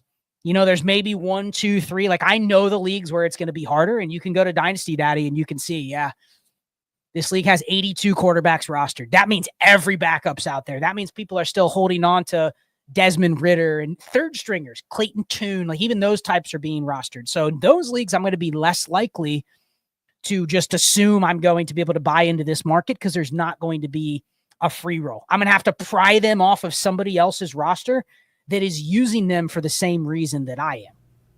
And Warp can't tell you that. War can't tell you that. It can tell you, though, how to play it if everything else is equal. Anyway, turn it over. We got a question in the chat. Man, the Discord was talking a big game and have not shown up with the questions today. But we finally got one. Jeremy Clark asks, Scott, when you're doing any quarterback strategy, are you storing value in high-end wide receivers or future draft picks? One nice thing about having quarterbacks is the value insulation. I mean, obviously, if you're doing it to the extreme, this is where kind of like my way of building and Tommy's way of building is very similar, right? Like if I have a roster where it's 30-man rosters and I'm rostering, the max is probably around 40% quarterbacks I would roster. So it's maybe 12 out of 30, 10 out of 28, something like that. That's about the ratio I would prefer. I want to get as high end at the other positions as I can so that I can essentially just wash away those 40% of the roster spots and strictly allocate them to the quarterback. So I don't want to be dabbling in, and it gets tough when you are dabbling in. Think about this. I'll give it a better example that kind of helps answer the question better. Let's say you have a 12 by 11 start 30 or 12 by 11 30-man rosters. You cannot go to the extreme of any running back on a 53 and any quarterback on a 2 deep without being what? So if I only have 30 roster spots, but I'm rostering 22 running backs and quarterbacks, what better I have with those other 8 roster spots? I better not have any excess at receiver. I better not have any excess at tight end. I better have a sit and forget tight end, maybe a backup depending on the premium. But then my receivers better be locked and loaded. I know who they are. If they fail, I'm screwed. I think that's the thing people don't like is that because I have 45 leagues, I can set a lot of them up to where, you know what, if I'm rostering, I can think of a specific roster where I probably have 23 out of 30 roster spots are quarterbacks and running backs. I have 5 total receivers in a start 12. And it's a 2 PPR for tight ends, and I'm rostering 2 tight ends. Those 7 players are what's occupying my receivers, my tight end, and my flexes. They better be what I expect them to be. Otherwise, I'm way too fragile. 2 of those guys get injured. I have to completely revamp my roster spots and revamp my strategy, or I just give up for the year. If it's too much to overcome, I'm operating on the extreme to where I have no bailout. Maybe I'll keep my pick in a league like that, but it's a push and pull. That's the way I would answer the question is, of course, I'm trying to tier up and I'm trying to get to the extreme high end of the curve when I'm allocating the strategies to the most extreme. So how about moving laterally? Is that something just kind of thinking about value storage? There are players within a tier who can still represent more long-term value. I haven't known you to really focus on that. And in fact, I I don't have a clear picture of what your strategy looks like, but the leagues we're in, typically I see you when you get the value, you spend it. Is there value to you in getting it, like I said, kind of moving laterally into a potentially a little bit more value in the bank? I mean, you kind of asked that question along with the second part of the previous question was, I mean, and I would ask Tommy or Koopa this. Do we think, maybe 3 years ago it was, John, when you really were QBX strategy, I would have told you that having 5 of the top 15 to 20 quarterbacks at a given moment would probably have given you some value insulation from year to year to year. Yeah. But what is value insulation if there's no liquidity in your market? And that's something that's changed a lot over the last 2 years. There's no liquidity in Dak Prescott, Bryce Young, Trevor Lawrence. People are now looking at those guys like, sure, I'll take them, but I'm not paying a premium. So really, unless you're willing to just unload them for, I mean, yeah, sure, you can bet that they will still be an asset somebody would take, but that's all you're really valuing them for. Like, that's the only sole purpose you would be betting on one of those guys over a different type of asset. There's really not a lot of extra like value gain that can be had. So I don't look at holding one of those guys as anything more than I just have another first round pick. You know what I mean? I look at it as very much the same. But if I have somebody like Dak Prescott or Trevor Lawrence or someone like that right now, that's really not a first round pick. There's still a cost associated that I have to go convert that if I want to use it to something else. I mean, and Tommy's talked about this before too. Like, sometimes you think you're getting into the top 5 or 6 quarterbacks, and then a year later it's destroyed. Yeah. That was CJ Stroud last year, not now. He's a guy where you don't really have a choice if you paid $120 to get him last year, thinking he was going to maintain that value as one of the top 5, 6, 7, 8 quarterbacks. He's now down in a range where he's a tier lower. So your choice has to become, I convert him to something more flexible, or I just hope that he bounces back. But to me, if I don't have an actionable move to make with him, I'm really just holding an extra first round pick that I still have to go do the work to convert it to whatever I want. So that'd be the pushback of like, yeah, sure, you can hold 5 top 20 quarterbacks, but if none of them are top 5, 6, 7, 8, it really just represents a placeholder of value that you feel a little safer next year than maybe something else. But that's it. It's like having an extra couple picks. Koopa, here's the thing I think about with these top assets. I didn't draft them to trade them. I didn't trade for them to trade them away, especially when their value is lower. I got them because I believe that they have sustainable levels of production, that they fit a roster build and are not only fitting, but are key pillars of that roster build. I want to be illiquid there. I don't give a shit if CJ Stroud is the QB1 or the QB17 today. If I roster him, it's because I have a goal in mind. He is accomplishing something for me over the long term. The only time I really care about value is when we get into the sort of like the morass of warp, that it starts to matter less, where there's so much optionality that I can accomplish the same goals in a lot of different ways. Do you find that you're navigating the warp curves almost with a rigidity closer to the top, or you're building your structure of your team with a strategy, and you don't care what the trade market is with those pieces, and you start to care somewhere down the tiers? That's almost exactly what I was going to say, is I don't care what the market says the value of my players are unless I want to move them. And the way you construct your roster has to be around, okay, these are the players I'm willing to move, these are the ones that I'm not willing to move. And if you don't care about in your case, you're rostering those 5 quarterbacks because you want them on your team. You want to prevent them from being in the hands of your other league mates, and you want them to be your choices for that week of I am dominating my quarterback and my super flex. And when you're doing that, you don't care every year you're going to have variance up and down. Between those 5 quarterbacks, some of them are going to be higher up in that range, some of them are going to be lower in that range. And the specifics as to which one it is doesn't make a difference to you. You just care that you've actually captured 2 of those guys that are as high as possible and that your league mates aren't there with them. And so it kind of goes back to a little bit of what we were talking about, even at the lower range. Scott was talking about how he spends that third round asset to get that Jake Browning. And then he's got that Jake Browning, and over the course of the next 2 years, he gives him 4 starts. But right now, the opportunity cost that he spent for him was that he knew that he got at least 1 start. That very week, he knew he was putting Jake Browning into his lineup and extracting that value out. When we talk about Dynasty as a week-to-week game, there's still this secondary factor of you have a long-term game. You have multiple years where the player that you're getting, you shouldn't be willy-nilly going and getting Jake Browning just because he's starting that week. You're getting Jake Browning because he fits a hole that you have in your lineup right now, and he has the potential to fill that hole in the future. At some point in the future, if you change your team where, okay, I am no longer playing the any QB on a 2-deep strategy, I'm instead flipping to Tommy's strategy because some things fell right to me and all of a sudden I've found myself into 4 of the top 15 quarterbacks.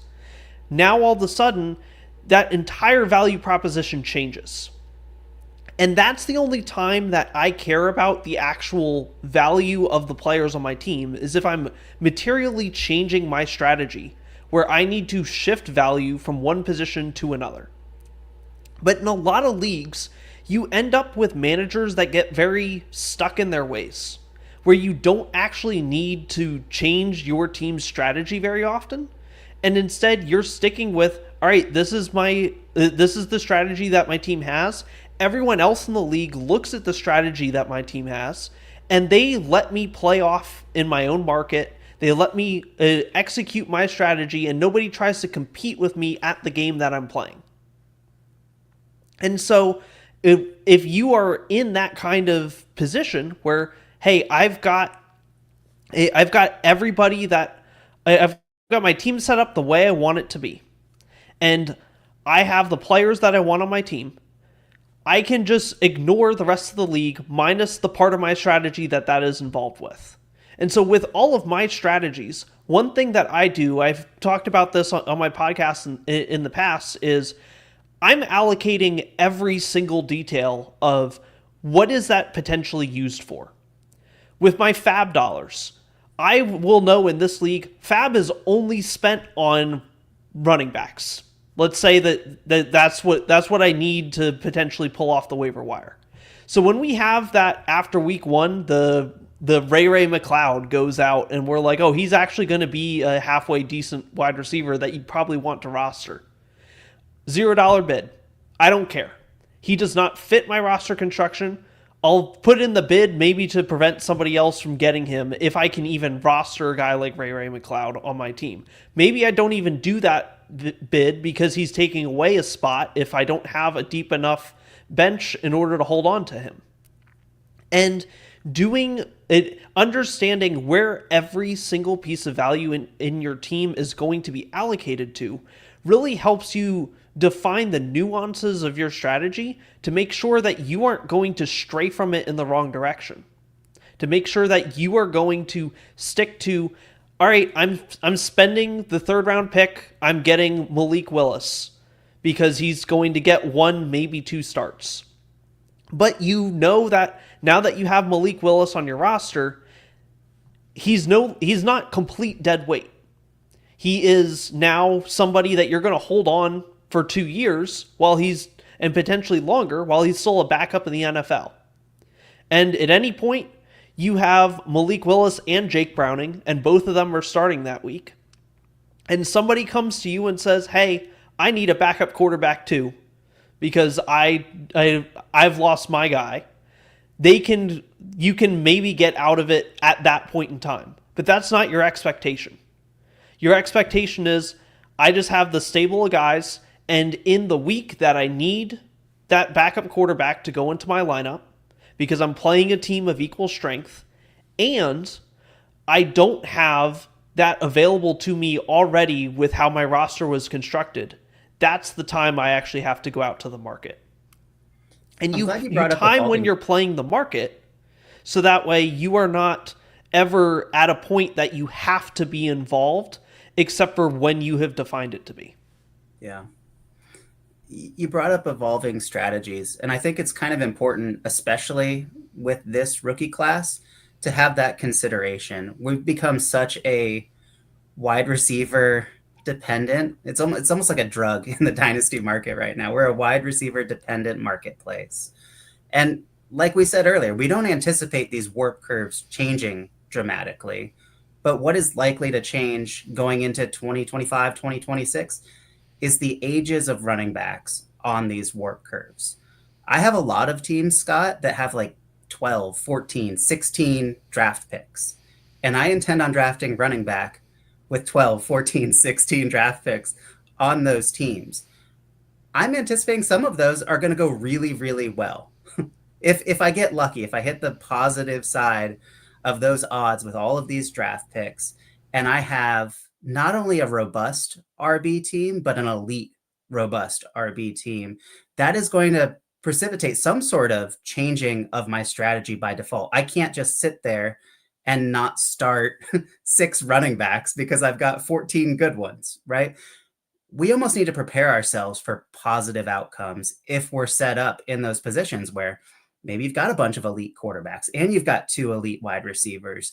What are you doing in those situations where what you used to play, an any RB on a 2 deep strategy, has changed to that degree to where, you know what, I've got Christian McCaffrey and Saquon Barkley and Nick Chubb, and, you know, the list goes on, Kareem Hunt, going all the way back to like 2017, 2018 rosters.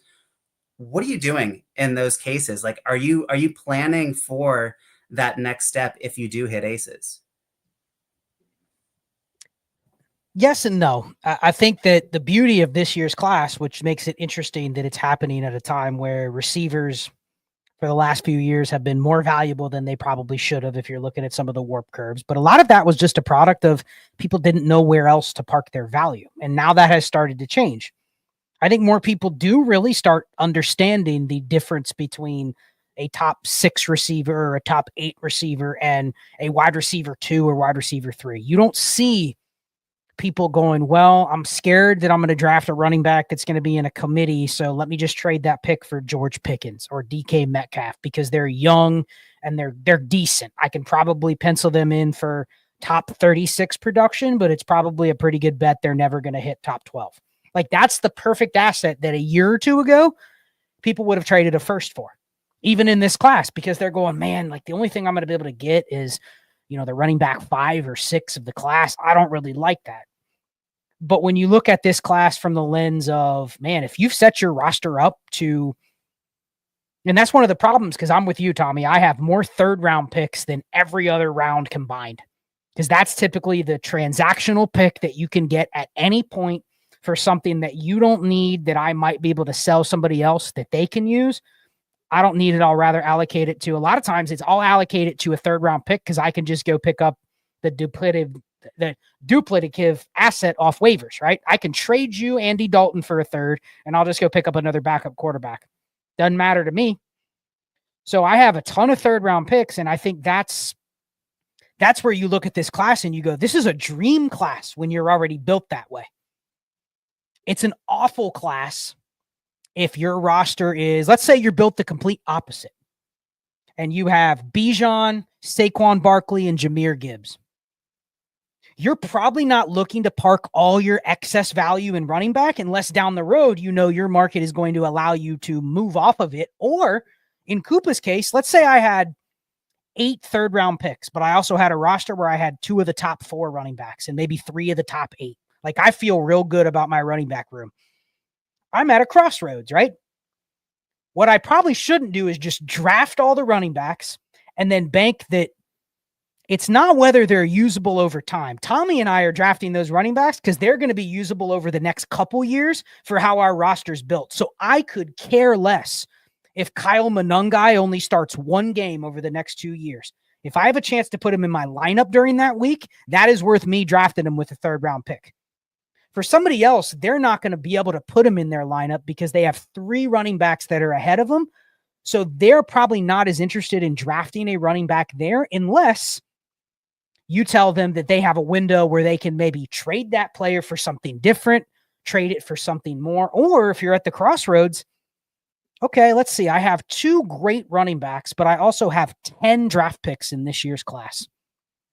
Maybe that's where I go, okay, what can I get for Jahmyr Gibbs? Can I move Jahmyr Gibbs and get Puka Nacua? Shift my roster build a little bit. Still bank on the other, who did I say I had, Bijan or Saquon or one of those two? Still bank that guy's going to carry weight that I already anticipated. But instead of having Gibbs, I'm going to convert that to different value. And maybe I'm going to use most of those picks to running back. So I'm taking on more of a hero RB build instead of just storing, because I don't want to have the 3 elite running backs with 15 other roster spots allocated to backups unless there's a market where I can trade them. And that's where you may shift on the fly just because of the class, because of where you have those picks. It really just comes down to your build. This is a great class if you're seeking backup quarterbacks and backup running backs, which I am. This is a bad class if you're sitting there going, man, what I really need is I just need to find the answer to the next Joe Burrow and the next Malik Neighbors. There may be a guy like that from this class. None of us on here know who that's going to be. This is one of the worst classes to be able to say, I know who that's going to be, or even with a reasonable degree of certainty. I feel way less confident being able to say that than years past. So it doesn't mean it's a bad class. It's just, I think that, and I'm curious what you think with this, Tommy. Is this class being painted as a bad class because of that setup right there? And it's coming off of how Dynasty has reacted the last couple years to quarterbacks and receivers, that this is just a mistimed class. I don't know if it's a bad class. In fact, if you have the right roster build, this could be a great class to not just draft the rookie running backs, but I'm just as interested right now. Some of the players I'm trying to buy for those same 3rd round picks, I'm trying to buy Brian Robinson. I'm trying to buy Rico Dowdle, those types, Jordan Mason. They have just as good of a chance to give me that 1 to 2 to 3 year window of starts as whatever running back I'm going to draft. But they're getting valued now as, well, if Ollie Gordon goes to the Commanders in the 4th, Brian Robinson's just going to go on the street, which we know is not true, but the dynasty market is then going to shift on Brian Robinson to he's useless. I don't want him anymore. So the league market is then going to have to adjust to him, the asset, as he's probably worth more to the team that has him. So you're trying to get ahead of that because there's going to be a lot of running backs that get impacted on paper. But in terms of what I'm using them for, not so much. They're still going to be usable because they are on a depth chart where they could get opportunity over the next couple of years. So I think it's a great class if you're set up right. It's a horrible class if you're chasing the stuff that people have been chasing the last couple of years, because it's probably just not going to deliver that. John, I don't know if you've seen the same thing. We do those DLF mock drafts every month to sort of set the ADP for folks, right? I'm still seeing an inherent stubbornness in the shape of these mock drafts. People have had success over the past 5 years drafting quarterbacks in, 2 of the top 4 picks, drafting wide receivers in 2 of the top 4 picks. And, oh, there goes a running back. And then it's time for another quarterback and then 3 more wide receivers and maybe 1 more running back. And then it's tight end time. That shape remains in these mock drafts. And I'm curious, looking at early ADP, it seems like it remains in these rookie drafts this non-point scoring season, which is going to be just an absolute train wreck, in my opinion, if folks are overdrafting, I don't know, Matthew Golden or who insert wide receiver here, when really, yeah, they should be leaning exactly to what you're talking about, Scott, where it's like, if this is a running back class, like the overall talent of this class from a fantasy perspective, from a dynasty perspective, is probably the same as it is any other year. It's just the positions have different names in front of them. John, are you seeing the same things in these ADP setting mock drafts or in startups or rookie drafts, if you've had any, to where, folks are just a little bit stubborn right now? They have a process, and the process includes drafting quarterbacks and wide receivers, even if they don't necessarily fit from a talent perspective and probably not a draft capital perspective moving forward. Yeah, I do. I mean, I get it. That's typically what the rookie draft is meant to do, right? Is help us get foundational again, help us get young again at the foundational positions, the ones that with a higher career expectancy. So I get it. I don't know that it's we kind of talked about last week. You just kind of fall into a cadence of the dynasty calendar. I don't know that it's quite as defiant as much as this is just this is the way the momentum has always pulled us. And it's kind of a great opportunity to kind of shift that focus and say, all right, this class is not foundational, which is fine. But how do we use this? How do we leverage this to, into a competitive season, rather than how do we use this to build for the next 5 years? Yeah. So kind of what like Scott's saying. I mean, I think there's an opportunity to really kind of load up on scoring for this upcoming season.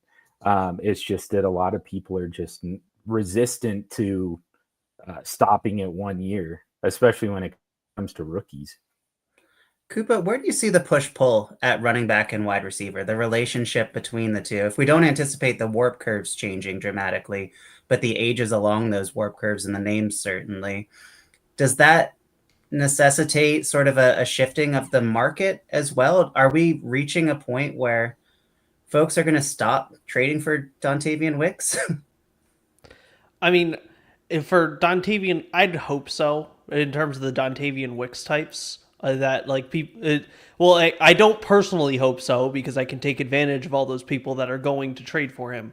But when you're looking at this number of running backs coming in, and what that's going to mean for how they land on teams, because every league you have a market already, and what a rookie draft does is it comes in and it kind of helps reset a little bit of that value in terms of the market of which teams might get a little boost in point scoring. And when you're looking at a year like this, what you're going to see is who has good fundamentals in their dynasty process and who does not. Because those teams that have known, I'm going to accumulate draft picks and then I'm going to spend them and I'm going to be a good team. And then when I'm not a good team anymore, I'm going to accumulate draft picks and I'm going to spend them. You need to have an additional layer of depth when you run into a class like this and you're pulling off that strategy, compared to if you run into a class like the 2024 class. If you accumulated a bunch of first-round picks in 2024, you probably came out in a pretty good spot in terms of getting good quarterbacks, good wide receivers, and in terms of how that lines up with value to your team, that lines up really well. And with this class, these picks are not going to be as valuable, and the players that come out of them are not going to be as valuable. So part of it is understanding that if I'm putting these players on my roster, I understand that I'm getting points, not value. And you need to be prepared for getting points, not value onto your teams and how that plays into your strategy. And so, like, referring to Scott's video that he put out today, one thing that I was asking myself as I was watching that was, Scott asked the question of, is Cam Ward at the 103 drafting Cam Ward too high? And personally, the way I think about that is, drafting Cam Ward at the 103, I should not be comparing Cam Ward to the 103. The 103 is something that every manager has a bias for. The 103 was worth this last year. The 103 was worth this in 2023. It was worth this in 2022. I'm drafting Cam Ward the player when I hit the draft button on Cam Ward. Is Cam Ward, in terms of what I want for my team and what he does warp value and what he does value-wise for my team, the right pick? And it might be that the 103 as a draft pick in this year is actually worth so much more value than Cam Ward is in terms of what you expect him to be at the NFL level, what you expect him to be for fantasy and those things, that you shouldn't ever end up with any Cam Ward because you don't want those draft picks. Because everyone that sees the 103 goes, I know what the 103 is. I've known what that is for 3 years. And that is actually different than the player they're selecting. But if you have some savvy managers that understand, okay, if I'm getting the 103, I'm having to draft Cam Ward. I don't want Cam Ward. Now that's when you play into, okay, is Cam Ward fitting what I need out of my quarterback position? Or am I better suited getting a different player who is available? Maybe that is Tet McMillan. Maybe that is Travis Hunter. Maybe that is somebody else. But you need to be understanding of when you're hitting that draft button, you're drafting a player. And they are slotting in where that player slots in for your expectation of rankings and your expectation of points to your team. And the way I like to value these things is I go, this is my range of outcomes. My range of outcomes is I think that Tet McMillan could potentially be as good as wide receiver 12, and he could be just as bad as like wide receiver 40.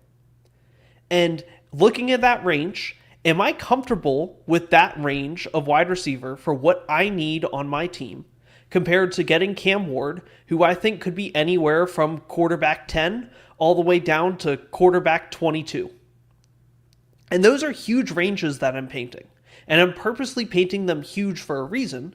And it's because they could fit anywhere in that range. And it also allows me to say, where can they fit in my roster construction? Maybe I don't need that Tet McMillan because I have 2 wide receivers I've got Amon-Ra St. Brown and Brian Thomas. And my wide receiver 3 is your waiver wire fodder, or like your Josh Palmers and Ray McLeods and those kinds of guys. Like I'm slotting in a random wide receiver 3. And if my team is built around that, then I don't need to slot a Tet McMillan into there. And I can look at doing either drafting a different player or selling that pick. And it's fine to sell that pick at a slight loss if you're getting value elsewhere, because you don't want to draft that player for how it fits into your roster construction.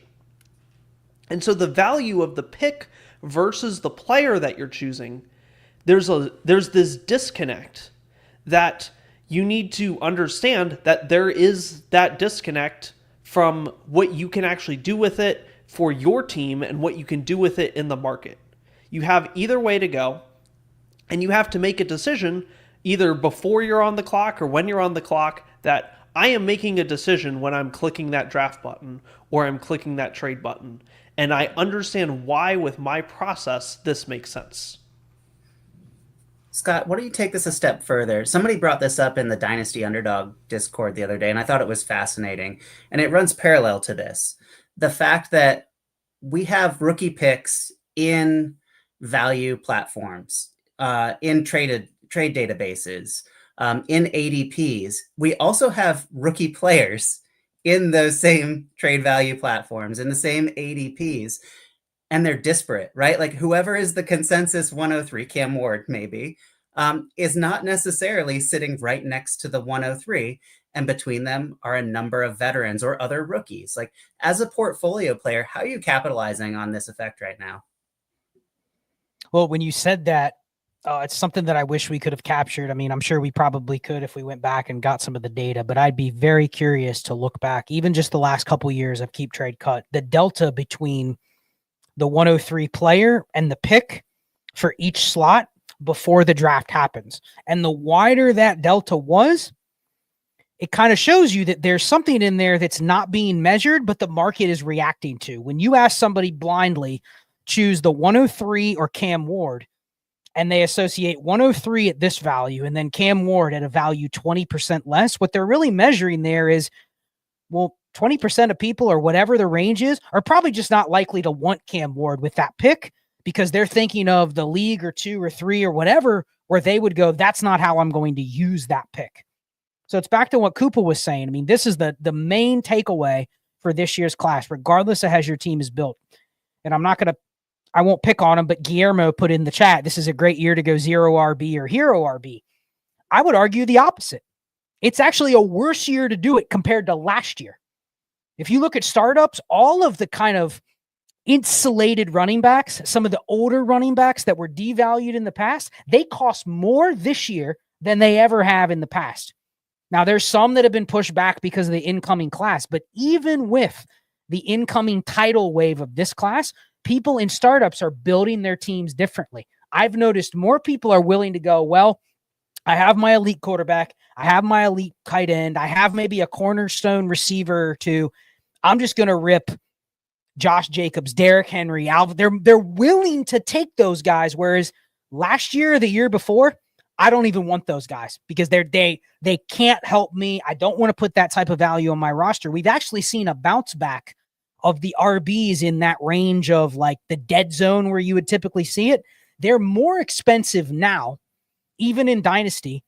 Maybe not in terms of like what I could put them on the trade block and get from my league, but to pry them from somebody else, it's harder to do that now because they're most likely on a team that saw what happened last year and said, maybe I'll build my team a little bit like this upcoming year. So I actually think it's not saying it's not a good year to do this, because I do think a lot of these running backs are being impacted by the incoming class. But as a whole, running backs are actually more valuable, but it's to the teams that have them. It's not the overall market price. So it's not going to be reflected in their KTC price like some of these picks. So I'll just leave it at this. Before you make a pick, and this, I mean, I don't know if Koopa does this with his process, but every one of my teams, I know what picks I have, and I know how my roster is built. You don't even need to tell me the players that I have. If you just tell me the general way that I've built, I can look at my picks in that league and say, this is probably one where I know I'm going to be stuck. I have to do something with that pick. I need to find my why with that pick. And there's going to be a few leagues where I go, you know what? Why not just draft a Mecca Igbuka? And part of that is I don't really have a great path to get something else, but part of it is maybe I want to have 1 or 2 shares of him because I know other people like him. But I'm admitting up front, that is my why. And for my team build, that is probably not the best use of that pick right this second. I probably have some time to try to do something else. So just understand the why with each pick. If you do that, Koopa's example of why the 103 should be Cam Ward, the fact that it's the 103 is irrelevant. If the why is I want to make a bet on a quarterback that I think has some insulation or maybe could even crack the top 12. I don't know. Some people think Cam Ward has some upside. At least you've admitted to the why, and hopefully you've set your roster up to embrace that bet that you're making. So just know the why behind why you have a pick. Why are you going to use it on a bunch of running backs in the 3rd or 4th round? And what else can you do to maximize the return once you've already executed that why? Koopa, I think Scott touched on something kind of important here, starting with the fact that folks are willing to draft these veteran running backs. They almost don't have a choice but to draft at least some quantity of running backs in the rookie draft. They have to. And then with, I don't know, some people saying like 40 draft eligible running backs in this class, they, again, almost don't have a choice but to pick up these running backs on waivers. It feels like a parity-driven draft. Folks are going to be positioning themselves as contenders. People are going to outkick some of the odds at these running back selections. And then there are going to be fruitful waivers in this first run right after the rookie draft and probably into week 1, 2, 3, and beyond. Doesn't it feel like there are going to be a lot of potential contenders in your leagues this year? And the counter thing to do is try to feed this wider audience than we've ever had with running backs, to draft them almost to sell the hope of contending to these middle tier teams and to capitalize on these 26 and 27 picks really right out the gate. I think some folks, if they want to take a contrarian strategy, they can have that specifically in mind if they think that, you know, these running backs are going to lead to more victories or more close games or more conceptualizations of being a contender earlier in the season. Well, it kind of goes back to what I brought up of maybe I'm selling the pick at a discount compared to what I think the pick should be worth. But when you get to you need to get to the point of, okay, if I am hitting draft on this player, I have a reason why I am doing that. And sometimes there might be a situation where the answer is, I don't have a good reason why I should draft this player. And so I need to just try and get out of the pick entirely. Like, we can go back to like Scott's Emeka Egbuka example. If I've got a team where I've already got my 7 wide receivers that I need, and adding an 8th one in is taking away from the running backs, Emeka Egbuka is probably not going to start on this team. If I can sell that 109 at a discount where, okay, maybe I move back into the second round, I go back to the 205, and I'm picking up a 3rd in 2026 and 2027. Something like that, where like I jump back a good amount because maybe they value the fact that, oh, that's the tier where there's good wide receivers because they're a wide receiver needy team. They're willing to give you a little bit of extra, just those extra kickers on the back end. Though that sort of thing is something that you need to be open to doing and getting out a little bit in a different way than you would normally expect. And I say the example of go back to the mid-second and get 2 extra thirds. Maybe it's go back to the mid-second and get 1 extra third. Something that is well under the value of what that pick would normally be. But you don't want the player that's going to get chosen there. The way I personally like to look at the draft board when I'm getting into a league, because when that Sunday right after the NFL draft kicks off, I'm going to have like 15 leagues that right off the bat, that clock is starting Sunday morning at like 8 a.m. And in every single one of those leagues, what I'm going to need to have my quick reaction for is, these are the ranges I want to be drafting in. These are the ranges that I don't want to be drafting in.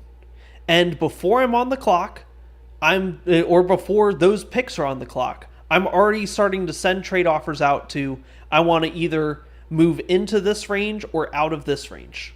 And for each league individually, that's just how I'm going to approach it. And I will probably get out of most of those instances. There will be some where I'm trying to get out of my 107 and nobody is taking any bait. Nobody's giving me anything that is worth what I want at the 107. So yeah, that's where I'll take my Emeka Egbuka or my Matthew Golden, and I'll just ride with them there, and that will be where I have them in my portfolio. But for everywhere else, it's all the strategy of, I wanted what is available to me at these points in the draft. I'm going to maneuver myself to get there, and in an ideal world, yeah, I'm able to either maintain value or accrue extra value or things like that. But I am okay with losing this hypothetical value, so that way I am not taking a draft pick that makes me feel paralyzed in my own roster construction that prevents me from taking advantage at some other point in the future.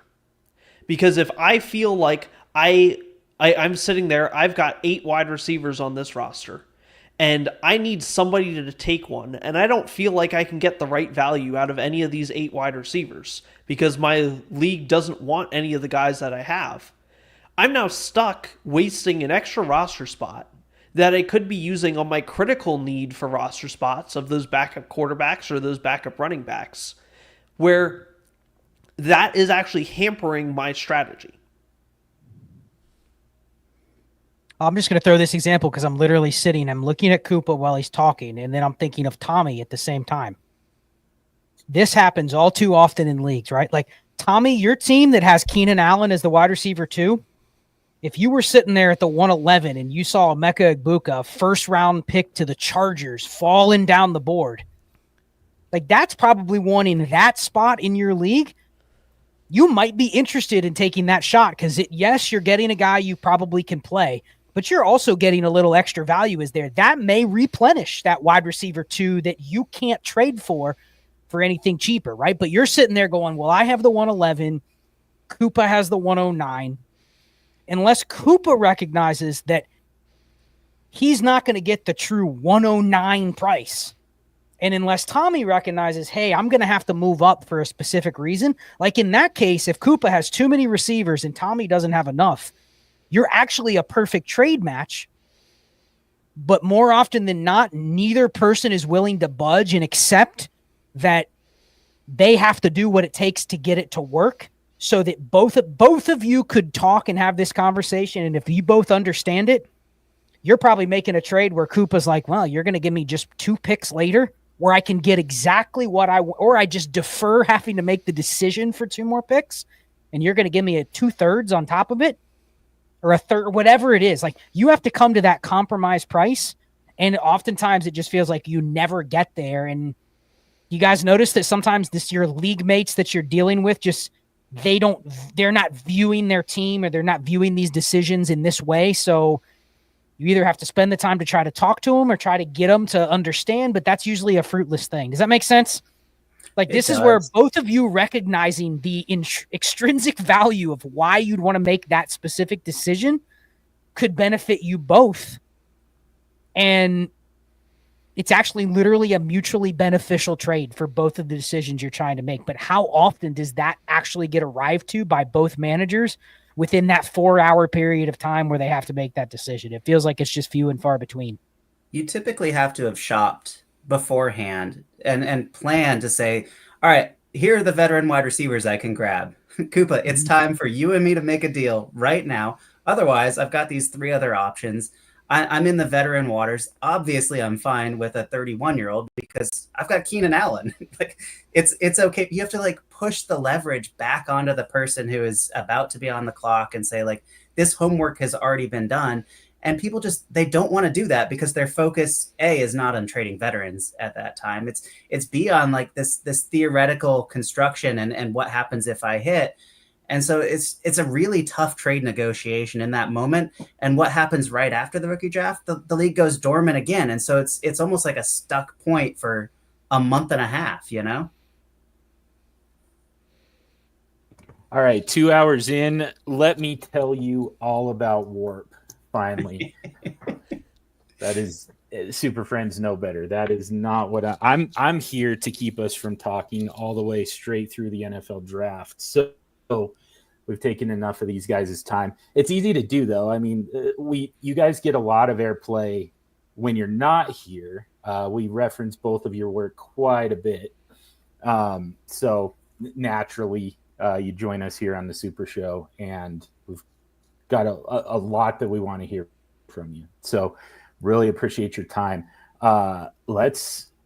Before we wrap this up, though, I just want to bring us back to Warp real quick and just see if you guys have closing thoughts that we didn't get to. And let's start with you, Koopa. I think kind of to sum everything up that we have going on here is Warp is a tool to help you develop your strategy and identify where you might be able to create some efficiencies or find some inefficiencies. Like, we've been talking this whole night under the guise of this 12 by 10 or 12 by 11. There's maybe some small amount of tight end premium.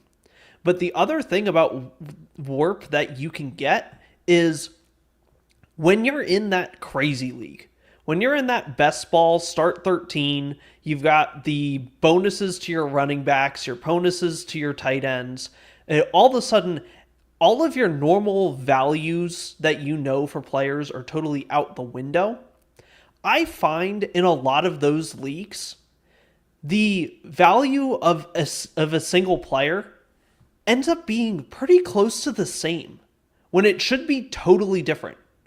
When you're talking the value of Terry McLaurin in a best ball league where you need to fill 4 wide receiver spots, but there's a huge bonus to running backs and a huge bonus to tight ends.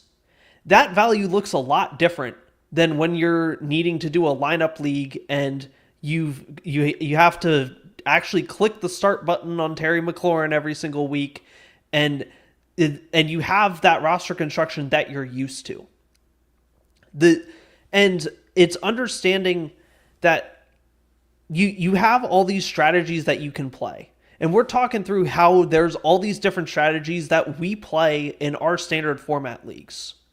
If we all normally played a start 13 best ball league, we could all have 3 totally different strategies that are our default go-to strategies for those kinds of leagues.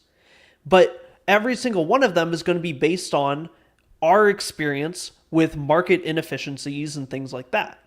The warp tool is what you do is you use it to get that quicker leg up. Rather than needing to have the experience of playing in 30 different best ball start 13 leagues, you have something that is giving you some analytical numbers, so that way you can have a reference for how these different players are going to perform in your league, so you can be that step ahead of a market that is going to probably stagnate at very similar values to all of your other leagues.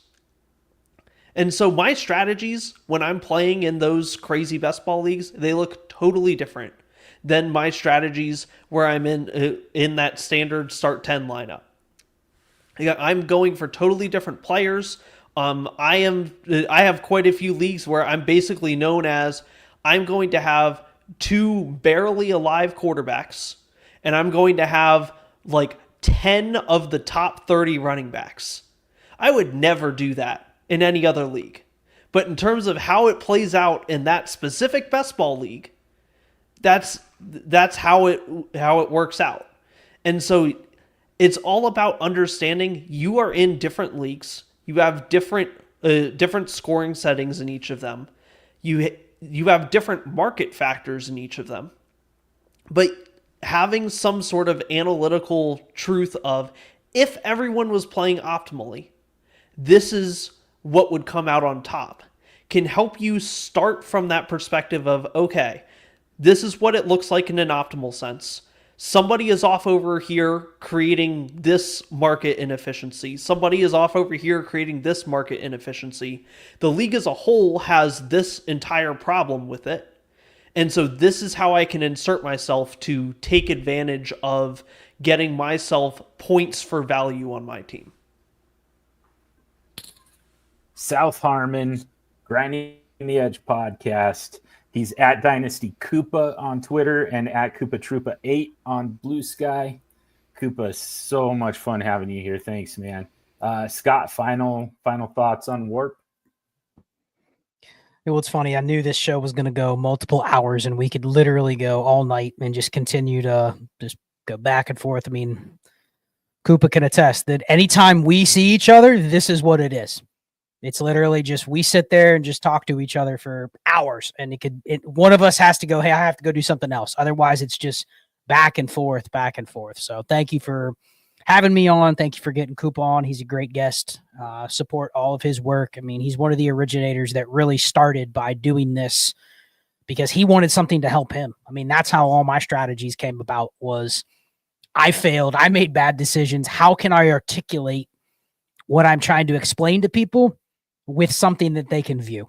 So, I mean, that's why these tools are useful. They're not going to give you all the answers. I'll just say this. I would recommend trying whatever warp tool you want to. You can try ours. You can try South Harmon's. Have it in your back pocket to go to just to look. But it's not going to give you the answers unless you can really understand some of the why, some of the push and pull. I mean, we've only hit on the surface of it in this show. It's going to be hard to win by just having the tools. The other thing I'd recommend for people is if you do not play any form of best ball, do it. Whether it's Dynasty, whether it's redraft, best ball will train your brain to think about every decision, every roster spot. Things that the average Dynasty player, when they say they're in a start 9, 1 QB league, they're only thinking about things to a certain depth. Whereas best ball makes you think about every micro decision. That's part of the appeal. Like best ball actually makes a lot of the players so drained in value to where things are so flatlined. It's actually harder if you play in best ball leagues with a ton of like-minded people. Like if you had 8 Koopas and 4 Scotts in a best ball league, it would be hard to grind the edge.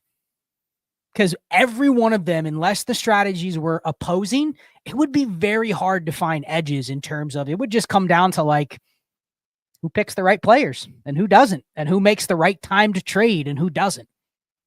But I think best ball, even if you don't like it, try it because it helps you start training your brain to, you go back to lineup and you go, wait a second, I know how to allocate all of these roster spots and when I might need to use them and how I want to spend my money and how I want to spend my picks. Can really help you with that. So that's all I have to say. Thank you guys for having me on. Thank you, Tommy, for you set this collaboration up. Like you talk about war and warp all the time. And, you know, we've talked before about some of your strategies that are completely opposing to mine, but I think we both respect the extreme on the, I respect somebody that's just doing stuff that's extreme. Even if I totally disagree with me doing it myself, I respect the fact that you've leaned into that aspect of this space. So thank you guys for having me on. That's all I got. Thank you, buddy. Yeah, it's entirely because you're so influential and good at what you do that someone has to counter all these damn moves that you're doing and recommending. And so, yeah, I just want to say thanks to both of you before you close this out, John. Like, great conversation. Would love to have both you guys on back. I don't know, next non-point scoring season if you can. I thought you were going to say next week. I was like, I'm down. I don't know if these guys want to do another marathon so soon, but let's do it. Yeah, thanks again, guys. Scott, by the way, Destination Devy, Mannequin Chill, at Charles Chill FFB on Twitter, and on Blue Sky somewhere. If you find him, let me know. All right, guys, thank you for your time. Let's wrap this up for the week. Thank you to the chat, by the way, especially after I called you out. The questions definitely started rolling in, and we didn't even have time for them all. So we fought to a draw on that one. Good job, guys. Let's wrap it up for the week. And as we do that, ask you for a quick favor. If you haven't already, subscribe to the podcast. Wherever you listen to your podcast, you can also subscribe to the DLF family of podcasts, Mega Feed, and get access to all the great podcasts from dynastyleaguefootball.com. Once you've subscribed to the Super Show, though, it's a huge favor to us if you would rate and review. Just helps us to expand our reach, get out to more people, and involve more people in the conversation. And it just makes it so much easier to drill down to very specific topics that are the most useful to you, our Superflex super friends. You can get at us on Tommy's on Blue Sky. I'm on both, at Superflex Dude and at FFTommyB. This episode was dedicated in loving memory to James the Brain Catullus. Thank you to dynastyleaguefootball.com for the platform. Thank you to Heart and Soul Radio for the music. Thank you to Scott, Connor, and Koopa for their time. And above all else, thank you for listening. And until next week, stay sexy and super flexy.